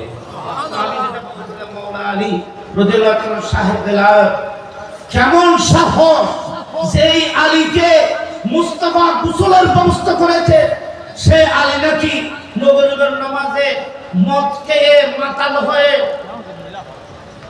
কুলিয়া আইয়ুহাল কাফিরুন পড়তে পারে নাই। বলা হচ্ছে ফাতেমার স্বামী নবীর স্বাস্থ্য ভাই মাওলা আলী শরাব খেয়ে শরাবের মদের মধ্যে মাতাল হয়ে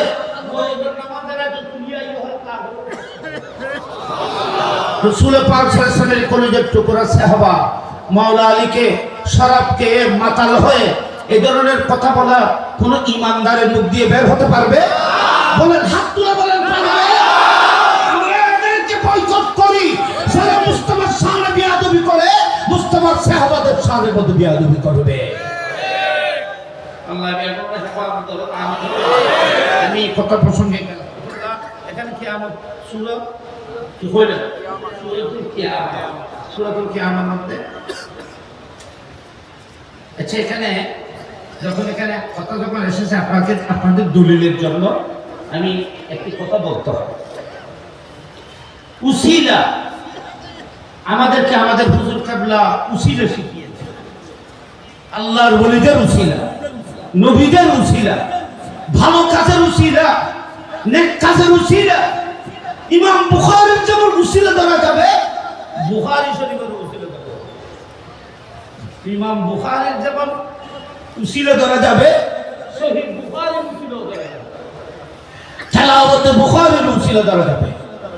আপনার বুজুর্গ আল্লাহর ওলির উসিলা যেমন ধরা যাবে, আল্লাহর ওলিদের কার্যক্রম ফেল আমলের উসিলা ধরা যাবে। আর দেশের মধ্যে কিছু সংখ্যক মানুষ আছে যারা উসিলাকে শিরিক বলে, উসিলা ধরা শিরিক, উসিলা ধরা যাবে না।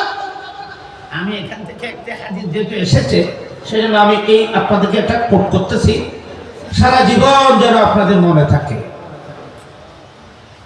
ফাতেমা বিনতে আসাদ মাওলা আলীর মা, উনি কি মাওলা আলী আম্মা জান ফাতেমা বিনতে আসাদ বাবা, উনি সর্বপ্রথম মহিলা যিনি মক্কায় মুআজ্জামা থেকে দ্বীনের ইসলামের প্রেমে, মুস্তাফার প্রেমে মক্কার সবকিছু ত্যাগ করে তিনি মদিনার পাকের উদ্দেশ্যে হিজরত করেছিলেন।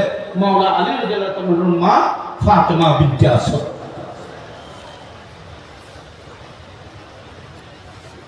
মহিলাদের মধ্যে উনি প্রথম মুহাজিরা, মক্কায় মুকাররমা থেকে হিজরত করেছেন। অনেক লম্বা ইতিহাস। মদিনায় পাকের মধ্যে তিনি অবস্থান করেছেন, সব কিছু ছেড়ে উনি দ্বীনের খেদমতের জন্য নিবেদিত। একদিন উনি ইন্তেকাল করলেন। মা ফাতেমা বিনতে ইন্তেকালের কথা নবী শোনা মাত্র আল্লাহর হাবিব ওখানে গেলেন, দৌড়ে গেলেন মায়ের কাছে। মা ইন্তেকাল করেন শুনে নবী দৌড়ে গেলেন, গিয়ে মায়ের পাশে দাঁড়িয়ে আমার নবী বলতেছেন, নবী দেখেন, আপনারা একটু মনোযোগে একটা খেয়াল করেন, আমার নবী মাকে সম্বোধন করে বলতেন, ইন্তেকাল করেছেন, মাকে সম্বোধন করে বলতেছেন, মা উম্মি আনতা উম্মি বাদা উম্মি। এ ফাতেমা, হে আমার মা। মুস্তাফা সাসিকে মা বলে সম্বোধন করতেছেন। ইব্রাহিম সাসি কে নবী সম্বোধন করবে কি? আনতে উম্মি বাদা উম্মি, আপনি আমার মায়ের স্থলাভিষিক্ত মা, মায়ের স্থলে মা। কি মানে? মা, আমি আপনার কাছে এত বেশি স্নেহ মমতা পেয়েছি। একটি সন্তান মা হারাইলে যে ব্যথিত হয়, যে এতিম হয়, যে দুঃখ পায়, যে কষ্ট পায়, তুমি আমাকে সেই দুঃখ পেতে দাও নাই। মায়ের যত স্নেহ মমতা আমি সবকিছু মা তোমার মধ্যে আমি খুঁজে পেয়েছি। আদর করিয়ে রে লালন পালন করতে কেন? আমি শাশুড়ি মা শাশি আনবের মা হর আনবে দুগো মেয়ে হওয়ার মা হইব, ওগো তো দুদু মা আছে, দুধ ফান করাই দিন ব্যাগু তো আনবে দুদু মা আছে। কিন্তু আমার নবী ডাইরেক্ট দুইজন মহিলাকে মা বলে সম্বোধন করেছেন। একজন হলো ফাতেমা বিনতে আসাদ, আরেকজন হলো উম্মে আইমন। উম্মে আইমন মানে উম্মে আইমন ওই মহিলা যার হাতের মধ্যে মা আমেনা মুস্তাফাকে হাতে তুলে দিয়েছিলেন মাকামে আবওয়া। মদিনা শরীফ থেকে আসার পথে মাকামে আবওয়া মা আমেনা রাদিয়াল্লাহু তাআলা আনহা রাসূল পাককে যার হাতে তুলে দিয়ে দুনিয়া থেকে বিদায় হয়েছিলেন, তিনি উম্মে আইমন। খাজা আব্দুল্লাহ রাদিয়াল্লাহু তাআলা আনহু ঘরের খাদেমা, উনি বাবার খাদেমা ছিল, বাঁধি ছিল, উনার হাতের মধ্যে তুলে দিয়েছে। আমার নবী বলেছেন, উম্মে আইমন, তুমি আমার মায়ের বদলায় মা। আমি যখন মা হারিয়ে ফেলেছিলাম 6 বছর বয়সে, তুমি আমাকে এত স্নেহ এত মমতা দিয়ে লালন করেছো, মায়ের বেদনা আমাকে অনুভব করতে দাও নাই। আমি তোমার কাছে মায়ের স্নেহ মমতা সবগুলো খুঁজে পেয়েছি।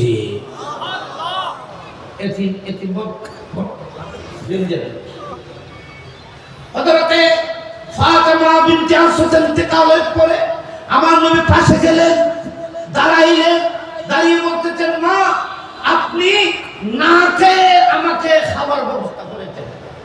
এই হাদিসে যখন আনাস বিন মালিক রাদিয়াল্লাহু তাআলা থেকে হাদিস বলতেছেন, মা আপনি না খেয়ে সন্তানকে যেন যেভাবে মা স্নেহ করে, কোন একটা ভালো জিনিস পেলে নিজে না খেয়ে ছেলের জন্য রেখে দে।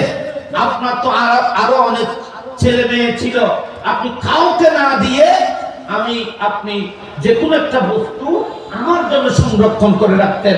মা আপনি না খেয়ে আমাকে খাওয়াইছেন, আপনি না পড়ে আমাকে পড়াইছেন, মায়ের সকল স্নেহ মমতা আপনি আমাকে দিয়ে ধন্য করেছেন। আপনি আমার মা, আজকে আমি আপনাকে হারিয়ে ফেলেছি। আচ্ছা ভাই, একটু বুঝলেন, মা মারা গিয়ে না যে কি মারা যাওয়ার পরে কোন মইয়তর ভালো কাজ বিক্রি করার সুন্নাত। বুঝা গেল? দেখি কোন মানুষ ইন্তেকালের পরে তার ভালো দিক ভালো আমলগুলো আলোচনা করা খুব মুস্তাহাব সুন্নাত। বুখারী শরীফের হাদিস। আমি এখানে আলোচনা করতে যাইবা। নাজ্জাশের বাদশা আসহামা বাদশাহ জাসি, ওনার নাম কি? আসহামা। আসহামা ইবনুল জবরি। ওনার আসহামাও নাম আছে, আসমাহাও আছে, আসহাবাও নাম নকল হয়েছে, তিন নাম, কিন্তু বিশুদ্ধ হলো ফারসের বাদশার নাম আসহামা। আমার নবী ওনার কাছে চিঠি লিখেছিলেন, এ নাজ্জাশের বাদশা আসহামা, আমার চিঠি পাওয়া মাত্র তুমি ইসলাম ধর্ম গ্রহণ করো। ওই জাফর ইবনে আবি তালিব সহ জিন মুহাজিরুল হক সবগুলো গেলেই যেহেতু নয়, একটা বেয়াদব তো আছে যারা বেয়াদব সম্মান দিবে। আমার নবী চিঠি লিখেছিলেন, এই আসহামা, তুমি আমার এই পত্র চিঠি খেলা পাওয়ার সাথে সাথে তুমি কলমা পড়ো, দ্বীনের প্রতি আসো। কিতাবের মধ্যে লিখতেছে সে আসহামা নবীর চিঠি পাওয়া মাত্র মসনদ থেকে নেমে জমিনের মধ্যে দুজান হয়ে বসে গেলেন, জমিনের মধ্যে দুজান হয়ে বসে গেলেন। এবং নবীর লিখিত চিঠি, যে চিঠির মধ্যে নবীর আংটি মুবারক মুহাম্মদুর রাসূলুল্লাহ নামে শিলমোহর ছিল, সেটাকে চুন দিলেন, মুখের মধ্যে লাগিয়ে জাফর বিন আবি তালিবকে ডেকে এনে দুজানু হয়ে বসে নিচে মাটিতে বসে মুস্তাফার কলমা পড়ে ঈমান এনেছিলেন। দেখে আসহামা নবীর খেদমত করার জন্য তিনি সবকিছু ছেড়ে আসার চেষ্টা করেছিল, কিন্তু হুকুমতের দায়িত্বকে ছেড়ে তিনি আসতে না পারার কারণে ওনার একজন ভাতিজা, আপন ভাইয়ের সন্তান, ওনার নাম যু মুখাইমের নামী একজন ব্যক্তিকে, একজন ভাতিজাকে উনি মদিনায় পাঠিয়ে দিয়েছিলেন। শুধু একটা হলো যে আমি তো আসতে পারছি না, এ আমার আদরের বেটা ভাতিজা, তুমি সর্বস্ব দিয়ে মুস্তাফার কদমের মধ্যে খেদমত করবে।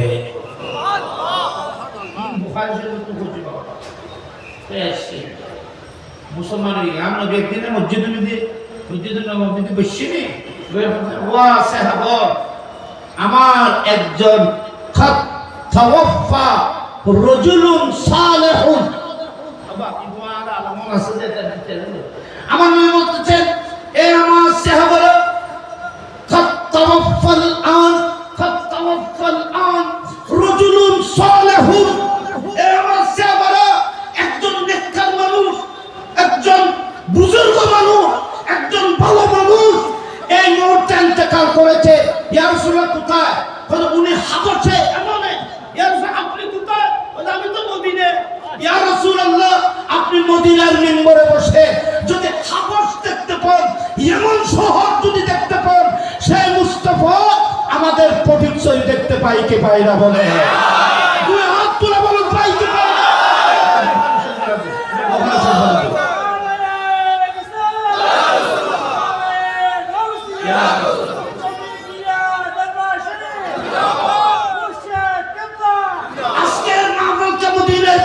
মুস্তাফা দেখতেছেন, আপনাদের বসে দেখতেছেন, হুজুর কেবলার দোয়াকে দেখতেছেন, গোটা কায়নাত মুস্তাফা মদিনার রওজায়ে পাক থেকে নবুয়তের চক মোবারক দেখতেছে।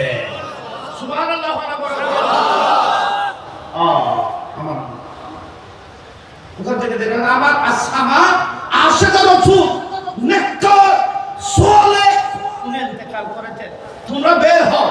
রাসূল পাক সাল্লাল্লাহু আলাইহি ওয়াসাল্লাম সমস্ত সাহাবাদেরকে হাবশের বাদশা নাজ্জাশীর ইন্তেকালের খবর দিয়েছেন মদিনায়, এবং হুকুম দিলেন সবাই বের হও, মুসল্লায় চলে যাও। মুসল্লা মানে জানাজার জায়গায়।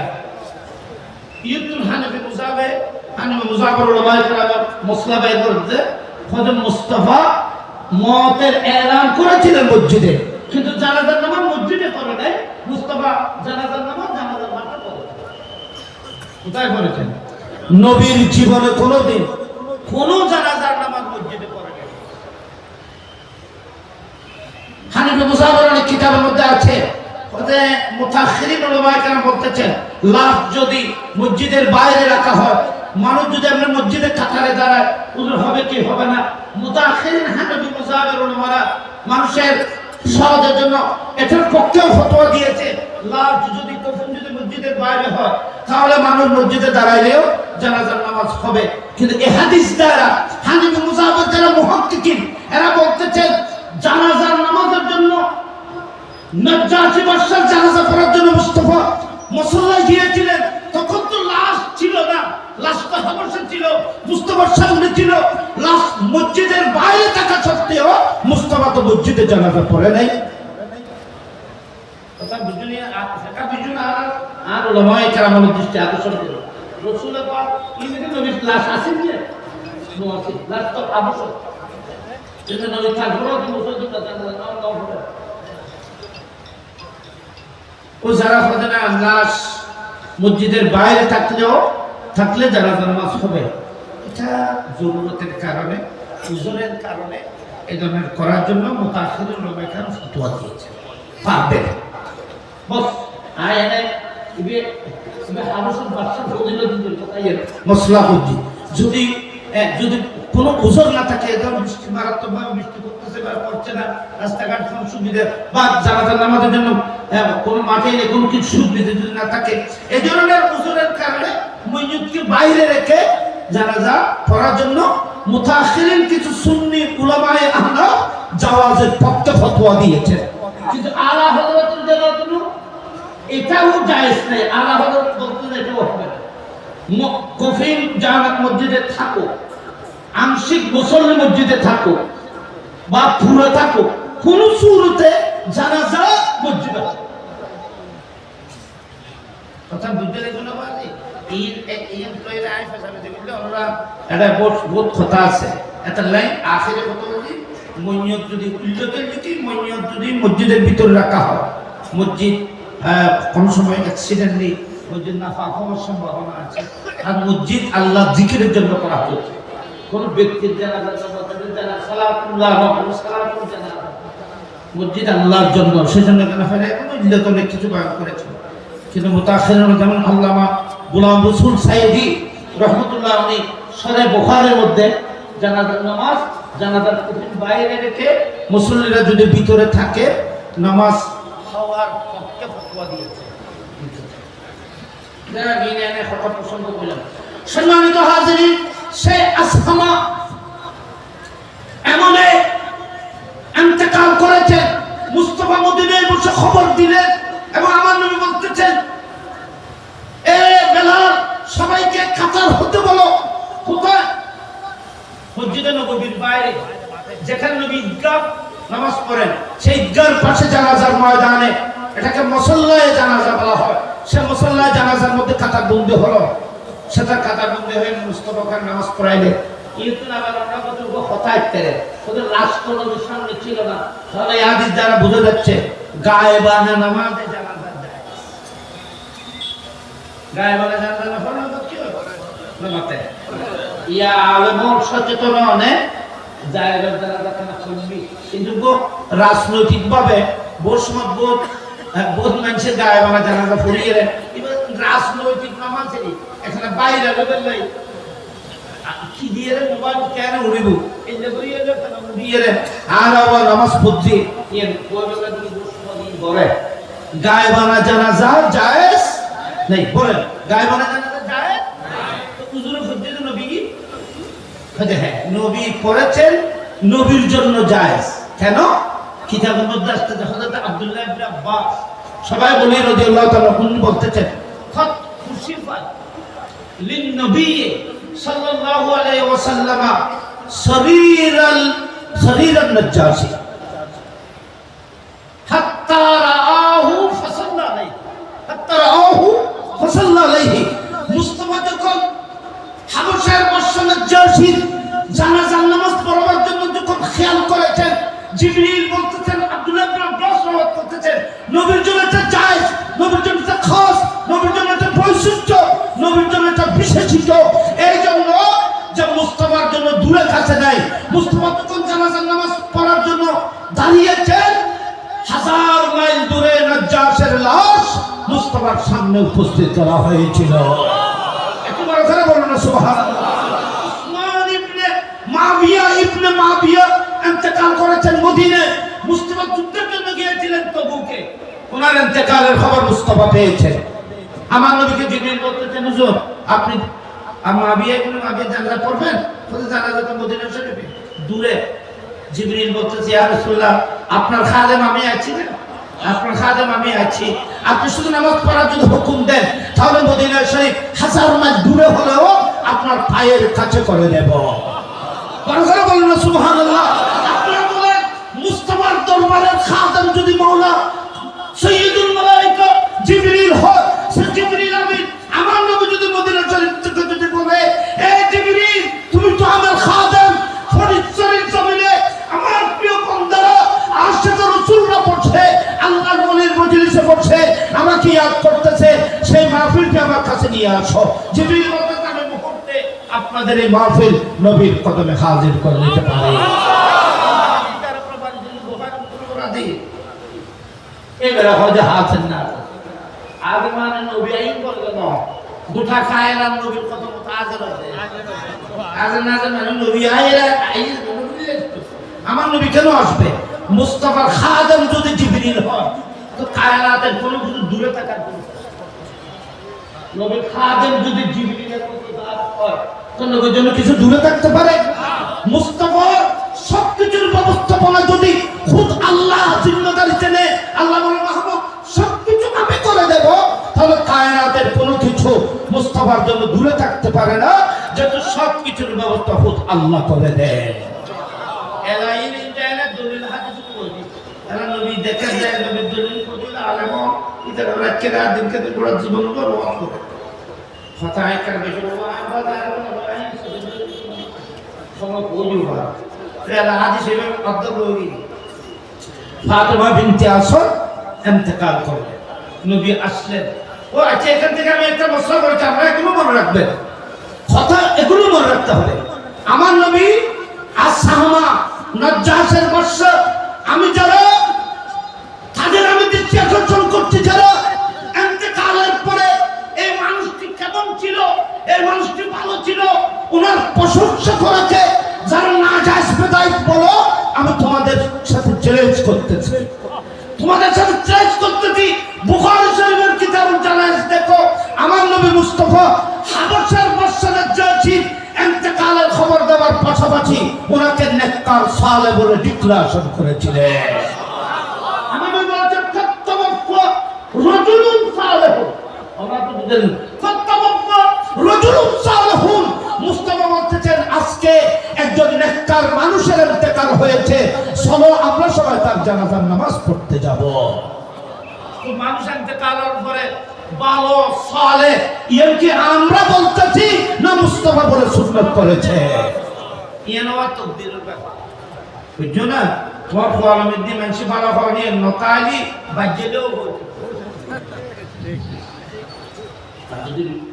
আহলে সুন্নাত ওয়াল জামাতের পরিবারে যদি জন্ম হয়, হুজুরের সোহবতের মধ্যে যদি থাকতে পারো, হুজুরের সোহবতে থাকা রিকশাওয়ালাও ভালো, আর বোধ জামাতের মৌতও ভালো। আচ্ছা, এই মানুষ চলে না বাবা কই যাবেন যে তো হুজুর জীবন নামাজ পড়াইতে ইচ্ছু মৌতম সাহেব হুজুর ইমাম মারা গিয়ে দিন বলো না ভালো হো এটাকে যদি ভালো বলো তাহলে মিথ্যা হবে। তো হুজুর সাহেবকে ভালো বলো, মধ্যে সাহেবকে ভালো বলো, প্রিন্সিপাল সাহেবকে ভালো বলো, ইমামকে ভালো বলো, মুক্তদিকে ভালো বলতে পারছো না, সে গুনাহ করেছে, পাপ করেছে, তো হুজুরকে ভালো বলো, হুজুর তো ভালো মানুষ। তো বলতেছে না আমাদের হুজুর ভালো না, আর আহলে সুন্নাত ওয়াল জামাত বলতেছে সুন্নি জামাতের ইমামও ভালো, মুক্তদিরাও ভালো, হুজুর কাবলার প্রত্যেকটি গোলাম রিকশাওয়ালা হলেও তখন জানাজার নামাজের মধ্যে সবাই বলবে ওরে নেককার ছিল, হুজুরের রূহানি বাচ্চা ছিল। এটাই তো কারণ ইয়ার মুসিবত আমরো ওই যে আল্লামা শব্বির আহমদ উসমানী, এগুলো আমি মিডিয়ার মধ্যে বলতেছি, সবাই আপনারা শুনতেছে। শব্বির আহমদ উসমানী ফাতুল মুলহাম সহিহ মুসলিমের মধ্যে বলেছে ইন্তেকালের পরে কোন মানুষকে ভালো বলা এটা ভাগ্যের ব্যাপার। সুবহানাল্লাহ, এটা ভাগ্যের ব্যাপার। যাদের তাকদীর ভালো এদেরকে জানাজার নামাজে ইন্তেকালের উত্তর এদেরকে মানুষরা ভালো বলতে থাকবে, আর যাদের নসিব খারাপ তাদেরকে ভালো কেউ বলবে না। ওয়াহাবিয়ার বড় ইমাম শব্বির আহমদ উসমানী শরীফুল মুসলিমে একটি হাদিস ওমর ইবনে খাত্তাব একটি হাদিসের মাথা হাতে আমি তো আমার শুরু করছিলাম এই পড়া রুহানি তাওয়াজ্জুর কারণে তো মাটির জি আমি বুড়া মানুষ আছে দুই মাস মধ্যে না বাসকালি জল তলক এটা গাড়ির দমালায় থাকে আপনি কি ছিল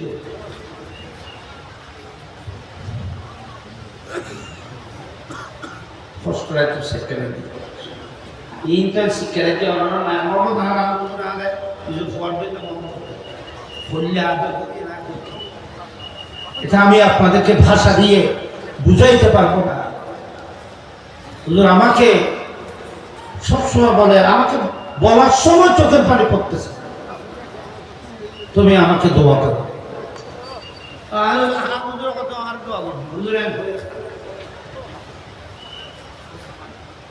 এটাই তো আমার সবচেয়ে বড় কিয়ামতের দিন সময় তাইলি আল্লাহর হুজুর তুই কবর যদি তোমারে আমি হতে ইচ্ছু সালাম সালাম দেওয়া নামা করো, সালাম দেওয়া নামা করতে হই, সালাম দেওয়া নামা করতে তুমি সালাম দেওয়ার অভ্যাস করো, সালাম দিতে থাকো, আসসালামু আলাইকুম বলবে, ইবে হতে সালাম দিব না যদি কে সাইনে দেখো তুমি সালাম দিতে থাকো। কেন? আপনি যদি হুজুরকে সালাম দেন, হুজুর আপনাকে ওয়ালাইকুম আসসালাম তো কনফার্ম বলবে যে তুমি ওয়াজিব। তো হুজুরের মুখে যার জুবান থেকে বের হওয়ার শব্দকে ফেরেশতারা স্বাগতম দেয়, যাদের জুবান থেকে বের হওয়া দোয়াকে ফেরেশতারা স্বাগতম দিয়ে কবুল করে। এদের কোন আল্লাহর ওয়ালি যদি তোমার জীবনে একবার যদি ওয়ালাইকুম আসসালাম তোমার হকের মধ্যে যদি বলে, কালকে আমাদের ময়দানে নিজাতের ব্যবস্থা হয়ে যাবে।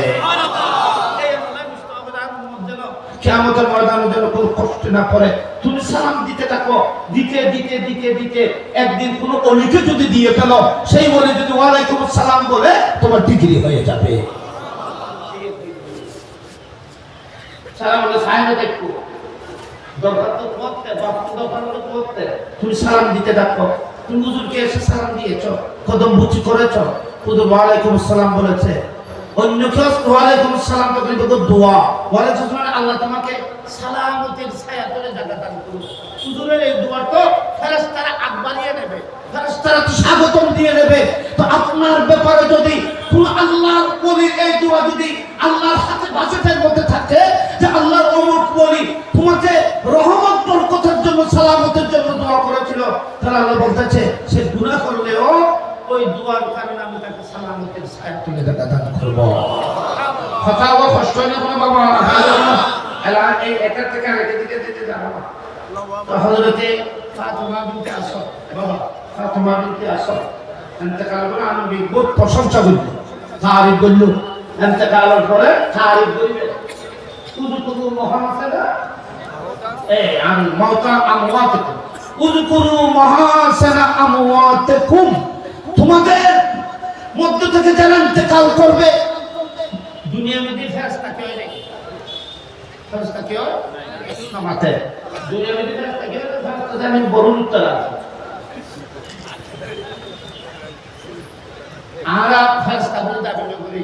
আমরা সবসময় বলি আল্লাহ আমরা গুনাহগার, যেখানে মুস্তাফা নিজকে গুনাহগার বলতেন, আমার নবী ডেলি 100 বার আল্লাহর দরবারে তওবা করতেন, কিন্তু গুনাহ করেন সাইয়্যিদুল মাসুমিন। আমরা বরাতের দাবি করি না, আমরা আল্লাহর কাছে গুনাহগার বলে থাকি, আল্লাহর রহমতের বর্ষা করি। এই সুন্নি ভাইয়েরা, কোন মানুষ যদি মারা যায়, সেই মানুষটি উত্তম মানুষ যদি তার মাঝে ঈমান থাকে। আচ্ছা ওরা বলছে যে মানুষের জানাজা চলে গেল, জানাজা মানে আমলান স্বীকৃতি দেব, আমলান স্বীকৃতি মানে উগ্র মানুষরা দরিয়ায় লেগে পুলিশে উকিলের মাধ্যমে ফরবিধি অনেক উকিলের মাধ্যমে সহযোগিতা জামিন হলে এলাকার মানুষ ব্যাপক দলবল ফরবিধি হচ্ছে। এত মানুষ কেন? কোনো দোষ করে না, তার সাক্ষী তার কি সাক্ষী সাক্ষী মিলতে কথা কি ব্যাগুলো বলবে না না উকিলে বলবে কিতাব ফেকা ইনারুল তারারে বড় বড় আলমল আছে আপনারা দেখেন কিতাব সমস্ত ফেকার কিতাবে আছে জানাজার নামাজে যিনি ইমাম উনি হলেন উকিল জানাজার নামাজে যারা দাঁড়াবেন তারা সবাই সাক্ষী আসামি কম ওই মনিয়ত আসামি আজকে আল্লাহর আদালতে কিন্তু বসে দেবে খোদা আল্লাহর কুদরতের মধ্যে পৌঁছিয়ে দেবে উনি আসামি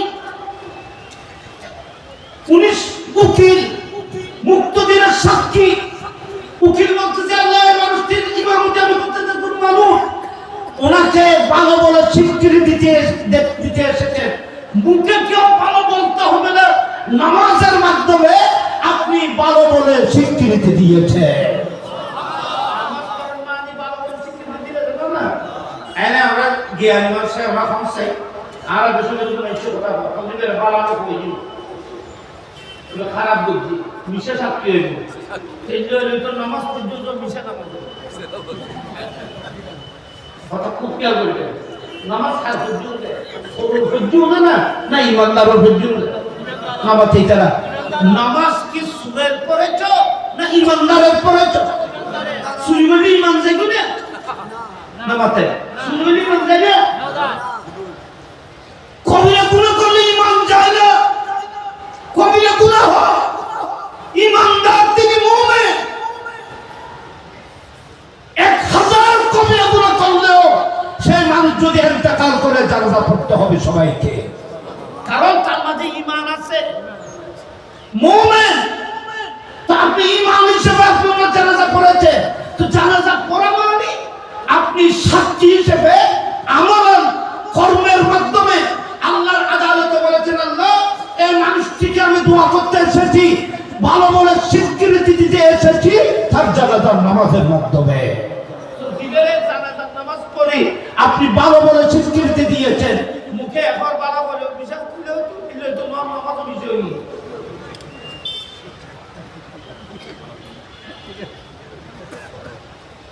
এত সাথে নিয়ে গেল না আসলে দলদের সাথে নিয়ে কি করতে পারি বুঝছেন আপনাকে বিয়াগুন বিয়স্ত দিয়ে লিখে কোনো একটা গাদার হয়ে যায় তুমি আয় জায়গা ভাই বাবা ভাই কোনো খেলা খেলি জান্নাতে না একটা খেলা খেলি গরম করে মনে হবো না মাথায় এখানে ডাক্তার কি করতে হবে এখানে কি গাদারিং হবে জাহান্নাম থেকে যে গুনাহগার লাস্টে বের হবে আমার মনে কথা মুসলিম শরীফের হাদিস আকার উলামায়ে কেরাম আছে আমি মিডিয়ার মাধ্যমে বলতেছি বাবা মুসলিম শরীফের হাদিস আমার নবী বলতেছে আমি মদিনায় বসে লাস্টে একদম শেষে যে গুনাহগার জাহান্নাম থেকে বের হবে আমি আমার সেই উম্মত ইমানদারকে দেখতেছি উনার মতো গুনাহগার নেই উনার মতো নিকৃষ্ট উম্মত আমার উম্মতের মতো নেই এটা একদম নিকৃষ্টের মধ্যে লাস্ট শ্রেণী একদম লাস্ট নম্বরে আমার গুনাহগারদের মধ্যে সবচেয়ে আখেরি উম্মত সেই মানুষটি আযাবের পরে জাহান্নাম থেকে বের হচ্ছে আমি রাসূল নবুয়তের চোখে তাকে দেখতেছি ইবে জান্নাত জমা করে আল্লাহ এর একটা ব্যস্ত দিব যে দুনিয়া ভরা কোরআন আজকা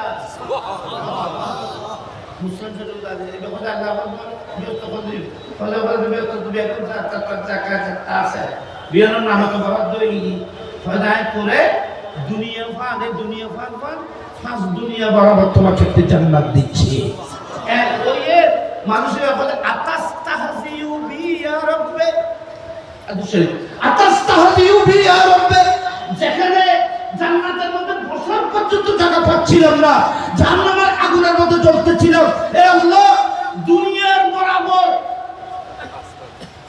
পাঁচটি দুনিয়া বরাবর তুমি আমাকে একটা জান্নাত দেবে তুমি বলো আল্লাহ মস্কারি করো আচ্ছা আল্লাহর মস্কারি করো মানে তুমি দখল করতে দেবে না না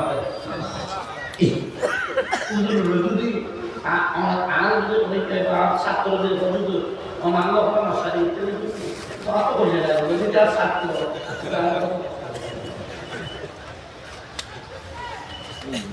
আদেশ ভাই এই দুই নম্বর কথা এই কারো হল না ইবে কেউ যদি রাসূলের পাকের কোন উম্মত যদি বলে ইয়া রাসূলুল্লাহ আমরা মস্কারি করতে দিই এগুলো বলি না কে শব্দ এটা নবীর কোরআন কথা কিন্তু সৈয়দ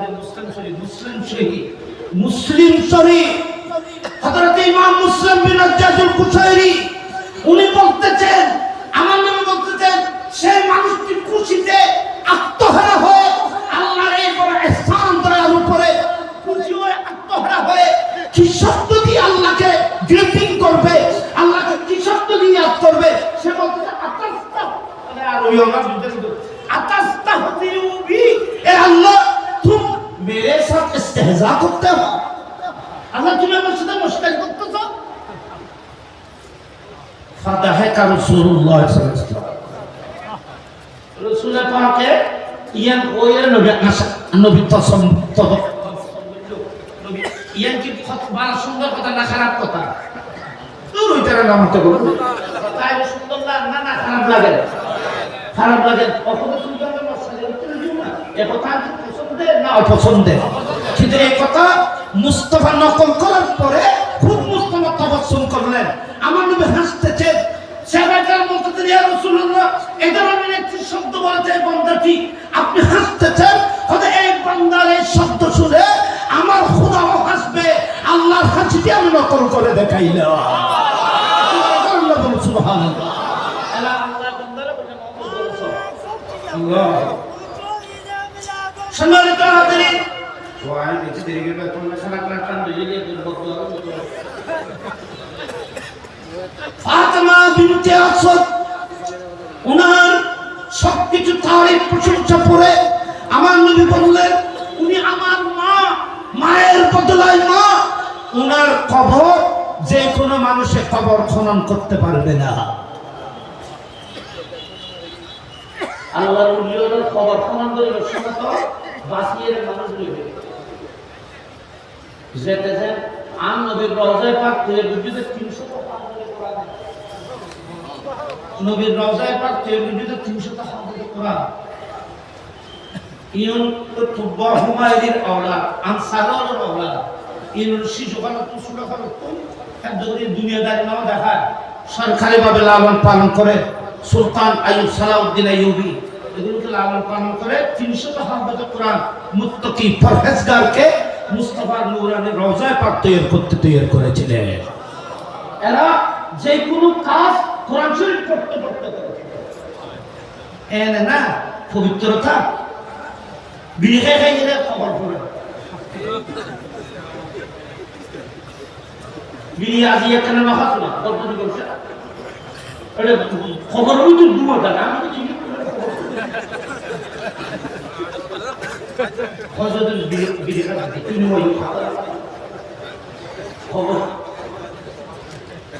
কি সাহস কি সবটা বিলি কি খবর যে বিলি খার খবর মধ্যে তো বুঝু আছে না ইতে যেটা বিলিখন খাইব না না বিল বুঝু ইতি বুঝু বানাইব না না বিল বুঝু না কোন আল্লাহর ওলিয়ার খবর মাহবুব পেগম্বর খবর যখন অনর মা অনর বাবার খবর খনন করিবার সময় খবরদার নেককারর গলা মানুষ খনন করিবে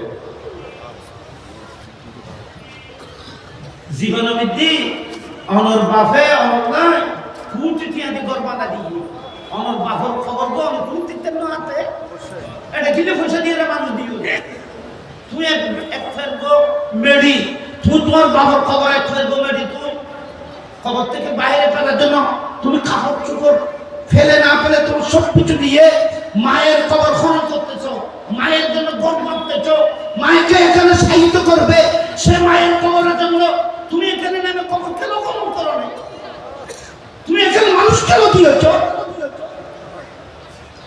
আদি শুনি শিখো ইবে মাল্লা খবর বানালে যদি খনমা জীবের বুকুর দুধ খাইয়ে তুমি আদিয়ে শক্তিশালী এক ফোঁটা দুধুর বদলা আপনি কিয়ামত পর্যন্ত দিতে পারবেন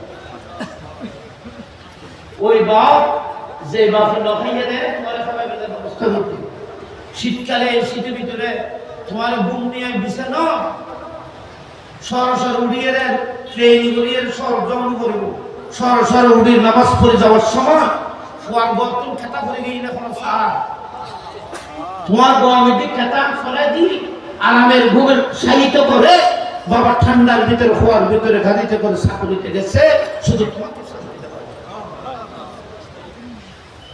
কি বেওয়া কি বেওয়া এই পৃথিবী। আজকে সেই বাবাকে এক বোতল পানি দিচ্ছে মায়ের পাশে দাঁড়ায় না, তুমি কতগুলো তো কোনোদিন সমর্থন করে আল্লাহর বলিরা মা বাবার স্মরণে মানুষকে বিভ্রান্তকর মানুষকে মা বাবার স্মরণে ঢুকায়, মা বাপ থেকে আলোক করে না, এটা কোনো যুক্ত হতে পারে না।